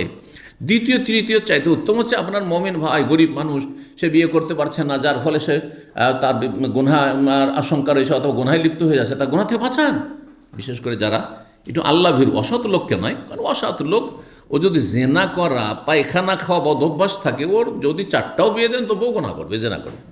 তাদের নয়, তাদের ক্ষেত্রে নয়, কিন্তু ভালো মানুষ অনেক সমাজে আছে, সে তো অভাবের কারণে বিয়ে করতে পারছে না, আর যার ফলে গুনাহ হয়ে যাচ্ছে। তো গুনাহ থেকে বাঁচান, এটা বড় সওয়াবের কাজ। এই ক্ষেত্রে ওলামারা বলছেন জাকাতও দেওয়া যাবে, প্রয়োজনে গুনাহ থেকে বাঁচাবার জন্য জাকাতও দেওয়া যাবে, কারণ সে অভাবী, এখানে মিসকিন সে, যার ফলে বিয়ে করবে, মোহরের ব্যবস্থা নেই, বিয়ে করতে পারছে না, তাহলে সে মিসকিন। কোনখানকার প্রেক্ষাপটে যেখানে যৌতুক নেই, কিন্তু আমাদের দেশে তো ছেলে বিয়ে করতে তো আর খরচ হয় না, তাই না? মোহর দেওয়া তো লাগে না, সব তো বাকি, আর বাকির মানে ফাঁকিবাজি না, ইসলামে ছেলের খরচ রয়েছে। তো বলছেন যে আমার আব্বা এক মেয়ের সাথে আমার বিয়ে দিয়েছিলেন, বড় সম্ভ্রান্ত পরিবারের, ফাঁকানা এত আহাদ কান্না। তো তারপরে যেহেতু সম্ভ্রান্ত পরিবারের বৌমা নিয়ে এসেছে, আর আরবরা কিন্তু ওই বউকে নিয়ে একই ঘরে থাকতেন না, একই উঠানে থাকতেন না, বিয়ে করেছে আলাদা আলাদা, কারণ প্রাইভেসি রয়েছে। বেশ কিছু বিষয়ে অনেক সমস্যা আছে একসাথে থাকার কারণে, বাবা মায়ের সাথে থাকার কারণে। হ্যাঁ, আপনার ঠিকভাবে গোসল করতে পারছে না, ঠিকভাবে স্ত্রীর হক আদায় করতে পারছে না, ঠিকভাবে স্ত্রী স্বামীর হক আদায় করতে পারছে না, যার ফলে এই যে সিস্টেমটা আমাদের ইন্ডিয়া, বাংলাদেশ, পাকিস্তানের যৌথ পরিবারে, জয়েন্ট ফ্যামিলিতে একই উঠানে আবার 14 গোষ্ঠী সব, হ্যাঁ, ভাবি টাবি আর ছোটো ভাইয়ের বউ সব একে অপরকে দেখছে, পর্দার গর্দা উড়িয়ে দিয়ে 12টা বাজিয়ে দিচ্ছে। হ্যাঁ, আসলে ভালো নয়। আরবদের দেখেন বিয়ে করেছে, কমপক্ষে যদি একই বিল্ডিংয়ে থাকে ফ্ল্যাট আলাদা থাকবে, যাতে করে ইসলাম পালনে বাধা না হয়, কারো কেউ হক নষ্ট না করে। জি, আর তারপরে ঝগড়া দ্বন্দ্ব হচ্ছে একই উঠানে থাকার কারণে, কারণ প্রত্যেকটা জিনিস নজরে আসছে, কোনটা ভালো লাগছে তো কোনটা মন্দ লাগছে, যখন মন্দ লাগছে তখন আপত্তি করে তুলছে, তখন ঝগড়া বেঁধে যাচ্ছে, ভাই ভাই ঝগড়া, হ্যাঁ, মায়ের শাশুড়ি আর বউয়ের ঝগড়া। কিন্তু আলাদা বাসায় থাকলে কখনো ঝগড়া হবে না, মেহমানের মতো আসবে, কত আদর সম্মান করবে, আপ্যায়ন করবে, হ্যাঁ, যেটা আরবদের মধ্যে রয়েছে, এটা হওয়া উচিত। তো দেখেন 1400 বছর আগে সেই গরিবী যুগে এরকমটা ছিল। তো এই বাবা আমর তখন বউকে দেখতে মাঝে মাঝে আসতো, খোঁজ খবর নিতে। তার মানে ছেলের বাড়ি তাহলে আলাদা, বিয়ে করেছে আলাদা বাসা বাড়ি। ফাঁকানা তাহাদ কান্না তাহু, সুতরাং তিনি তার বইয়ের খোঁজ খবর নিতেন, বউয়ের খোঁজ খবর নেওয়ার জন্য মাঝে মাঝে আসতেন। ফায়াস আলোহা, আর বউকে এসে জিজ্ঞাসা করতেন, আনবা আলহা, স্বামী সম্পর্কে, কি খবর বাবা, আমার ছেলে তোমার স্বামী কেমন আচরণ করছে, কি অবস্থা, কি খবর তার। ফাতাকুল, তখন যেহেতু বিয়ে তো দিয়ে দিয়েছে বাবা, কিন্তু তার বিয়ের কোনো ইচ্ছা ছিল না। সব সময় এবাদত, দিনে রোজা আর রাতের এর সাথে ফজর বন্ধ তাহাজ্জুদ। এই কাজও জীবন তাঁর ছিল। আবদুল্লাহ বিন আমর, আবদুল্লাহ বিন ওমর বিন খাত্তাব নয়, ওমরের ছেলে না, আমর বিন আসের ছেলে। এই বাব্বাটাতে তারা 11 বছরের ছোট বড়, বাব্বাটায় 11 বছরের ছোট। জি। তো এই আবদুল্লাহ সম্পর্কে জিজ্ঞাসা করেছে, তখন ওই বউ বলছেন, নেমার রাজল মিন রাজলিন, সে তো খুব ভালো মানুষ, মানুষের মতো মানুষ, খুব ভালো মানুষ। নেমা মানে ভালো, খুব ভালো মানুষ, কিন্তু লাম ইয়াতালানা ফেরাসান, এখন পর্যন্ত আমাদের বিছানায় আসেননি, এক বিছানা হয়নি, বিয়ে তো দিয়েছেন। ওয়ালাম ইউফাত্তেশ লানা কানাফান, এবং আমাদের কখনো খোঁজ খবরও নেই না, মনোযোগ আতাইন, যখন থেকে বাড়িতে এসেছি, বউ হয়ে যখন এসেছি শ্বশুর বাড়ি বা স্বামীর ঘরে এসে আমার কোনো খোঁজ খবরও নেয়নি, আমার কাছেও আসেনি, আর আমার বিছানা তো আসেনি। সুবহানাল্লাহ। দেখেন, এলেম যদি চারিদিকে না থাকে তো এইরকমই ভুলগুলো হয়। কিছু কিছু মানুষ আমাদের সেই মোল্লা মুন্সি টাইপের আছে না আমাদের সমাজে, এরাই গোলমাল করে। একদিকে খুব চরমপন্থী একবারে শক্ত, আর একদিকে ওর খোঁজ খবরই নেই ইসলামের, এতে আখলাক চরিত্রের খবর নেই, গ্রামের সবার সাথে ঝগড়ার দ্বন্দ্ব, ফেতনা ফাসাদ ঝামেলা বাঁধিয়ে রেখেছে, যেখানে যা বংশী বাঁধিয়ে দেয়, বড়শি, কথা বুঝতে পেরেছেন, আঁকড়া বাঁধিয়ে দেয়, ঝামেলা বাঁধিয়ে দেয়। আর এইদিকে মুসল্লি মানে ও আজানের আগে মসজিদে এসে বসে আছে, এটার নাম ইসলাম না। ব্যালেন্স করে চলতে হবে, সব দিকটা ঠিক থাকতে হবে, আখলাক চরিত্র ঠিক থাকতে হবে, কথাবার্তাও ঠিক থাকতে হবে, মানুষের হকও ঠিক রাখতে হবে, আল্লাহর হক ঠিক রাখতে হবে, আকিদাও ঠিক থাকতে হবে। তো বলছেন, লম্বা হয়ে যাচ্ছে কিন্তু হাদিসটা আমাদেরকে শেষ করতে হবে, সংক্ষেপ করি। বলছেন যে এইভাবে ডেলি আসেন আর বউকে জিজ্ঞাসা করেন, একই উত্তর যে মানুষ তো ভালো কিন্তু আমাদের ধারে কাছে নেই, আসেন আমার কাছে। ফালাম্মা তালা জালেকা আলাইহি, যখন এটা দীর্ঘায়িত হয়ে গেল, দীর্ঘ সময় হয়ে গেছে কিন্তু স্ত্রীর কাছে আসছে না, জাকার আলীন নবী সাল্লাল্লাহু, তখন বাবা আমর ইবনে আস গিয়ে নবী সাল্লাল্লাহু আলাইহি কাছে এই বিষয়টি আলোচনা করলো যে আমার ছেলের করবোটা কি, বিয়ে দিলাম কিন্তু ওর খোঁজ খবর নেয় না, ওর বিছানেও যায় না, ওর ঘরেই যায় না। এমন নয় যে তার যৌন চাহিদা নাই, যৌন চাহিদা আছে, শারীরিক চাহিদা আছে, হ্যাঁ, কাপুরুষ নয়, তারপরও যায় না। কেন? ইবাদতে মগ্ন থাকে। ফাকালা, তখন নবী সাল্লাল্লাহু আলাইহি বললেন, আলকিনি বেহি, মানে আমার সাথে তাকে দেখা করতে বলিয়েন। আমর ইবনে আসকে বললেন যে আমার সাথে তাকে দেখা করতে বলিও। ফালাকিতু, তারপরে আমাকে এসে আব্বা বললেন যে তোমাকে নবী ডেকেছেন, দেখা করবে তুমি। হ্যাঁ, তার যদি দেখা যায় যে কখনো কোনো বাপ বুঝতে পারছে আমি ছেলেকে বলে ছেলে আমার কথা শুনবে না, তাহলে এমন ব্যক্তি দিয়ে বলাবেন যার কথা শোনে, এটাও প্রমাণ হয়। অনেক সময় এমনটা হয়, বাপ যেহেতু রাত দিন ঘরে থাকছে, বাপের কথা মূল্যায়ন করে না, বা বাপ ওইরকম যোগ্য নেই, বাপের কথা মূল্য দেবে না সে, হ্যাঁ, তখন এমন ব্যক্তিকে দিয়ে বলাবেন যাকে দিলে সোজা হয় বা ভুল সংশোধন করে। তারপরে তার সাথে দেখা করলাম, নবীর সাথে দেখা করলাম। ফাঁকাল্লা, তখন জিজ্ঞেস করল, কাইফা তাসুমু, তুমি কেমন রোজা রাখো বলো তো দেখি। কুল, তো তখন বলে, আসুমু কুল্লা ইয়াউম, প্রত্যেক দিন রোজা রাখে, প্রত্যেক দিন রোজা রাখে, সুবহানাল্লাহ। শুধু ওই ঈদের দিনগুলো 5টা দিন বছরে বাদ দিই। কাল ও কাইফা তাখতামু, কীভাবে কোরআন খতম করো? কাল কুল্লা লাইলা, প্রত্যেক রাতে কোরআন খতম 30 পারা। আজব বান্দা। কালা, বললেন নবী, সোম ফিকুল্লে শাহরি সালাহ, তুমি মাসে 3টি রোজা রাখো শুধু। ওয়াকরাইল কোরআন ফিকুল্লে শাহর, মাসে একবার কোরআন খতম করো, এটা সবচেয়ে ভালো। নবী সাল্লাল্লাহু আলাইহি ওয়াসাল্লাম বলছেন, এতে হলো কি অন্যান্য হকগুলো ডিস্টার্ব হবে না। আমাদের এখানে কেউ আসছেন, এদিকে তাহাজ্জুদ পড়ে এসছেন, অথবা আপনি ডিউটি করার পর আবার পার্ট টাইমও করে এসছেন, আর তারপরে একবারে ভেঙে পড়েছেন আর বসে ঘুমাইছেন এখানে, তার সাথে লাভটা কী হলো? আর ওগুলো একটু কমান, ব্যালেন্স করেন একটু। জি। তো বলছেন, কালা কুল, তো তখন ওই আবদুল্লাহ বিন আমর বলছেন, আমি বললাম, অতি আকসার, আমি এর চাইতে বেশি পারি, এর চাইতে বেশি আমি ক্ষমতা বা শক্তি রাখি। কালা, তখন মানে সোম সালাসাত আইয়াম ফিল জুমা, তাহলে সপ্তাহে 3টি রোজা রাখো। সপ্তাহে কয়টি? 3টি রোজা রাখো। কুল, তো আমি বললাম, অতি আকসার, এর চাইতে বেশি পারবো। কাল আফতের ইয়াউমাইন ও সুমি ইয়াউমাইন, 2 দিন পানাহার করো, 1 দিন রোজা রাখো। 2 দিন পানাহার করো আর 1 দিন রোজা রাখো, তাহলে আরেকটু বেশি হলো। কাল কুল, তো তখন আমি বললাম, অতি আকসার, এর চাইতে বেশি পারবো ইয়া রাসূলুল্লাহ, অনুমতি দেন। কালা সোম আফদাল সোম, তাহলে সবচাইতে উত্তম রোজা রাখো এবং সর্বঊর্ধ্বে, এর বেশি না, সেটা হচ্ছে সমা দাউদ আলাইহিস সালামের রোজা, সিয়ামা ইয়াউমিন ওয়া ইফতারা ইয়াউমিন, 1 দিন রোজা রাখো আর 1 দিন পানাহার করো। ওয়াকরাফি কুল্লি সাবিল মাররা, আর 7 দিনে এক খতম করো। ফালাইতানি কাবিলতু, এ আব্দুল্লাহ বিন আমর, তারপরে নবী সাল্লাল্লাহু আলাইহি সাল্লামের এই কথা, এটা কথা হুকুমমূলক ছিল। নির্দেশমূলক থাকলে তো বাধ্য মানতে, তাই না? এটা কি ছিল? হ্যাঁ, মায়া মমতামূলক ছিল। হুকুম দুই রকম হয়। দেখেন, আমাদের ছেলেমেয়েরা যখন খুব বেশি হার্ড পরিশ্রম করে পড়াশোনা করে পরীক্ষার সময়, তখন রাত 11টার পরে 12টা যখন হয়ে যায়, কি বলি? সৌ সৌ। কিন্তু ছেলে বুঝতে পারছে যে এটা হুকুম নয়, এটা কি মায়া করে। আচ্ছা, শুইছি করতে করতে আরও 2 ঘন্টা টান দিল, হয়তো গুনাহগার হবে নাকি? কারণ নিয়তটা এখানে নাফরমানি করা নাই, কিন্তু অর্ডার হয় যে এক্ষুনি সব, তাহলে শুইতে হবে। বুঝতে পারছেন না? ভঙ্গিমাতে সেটা বুঝতে হবে যে কি বলা হচ্ছে আমাকে।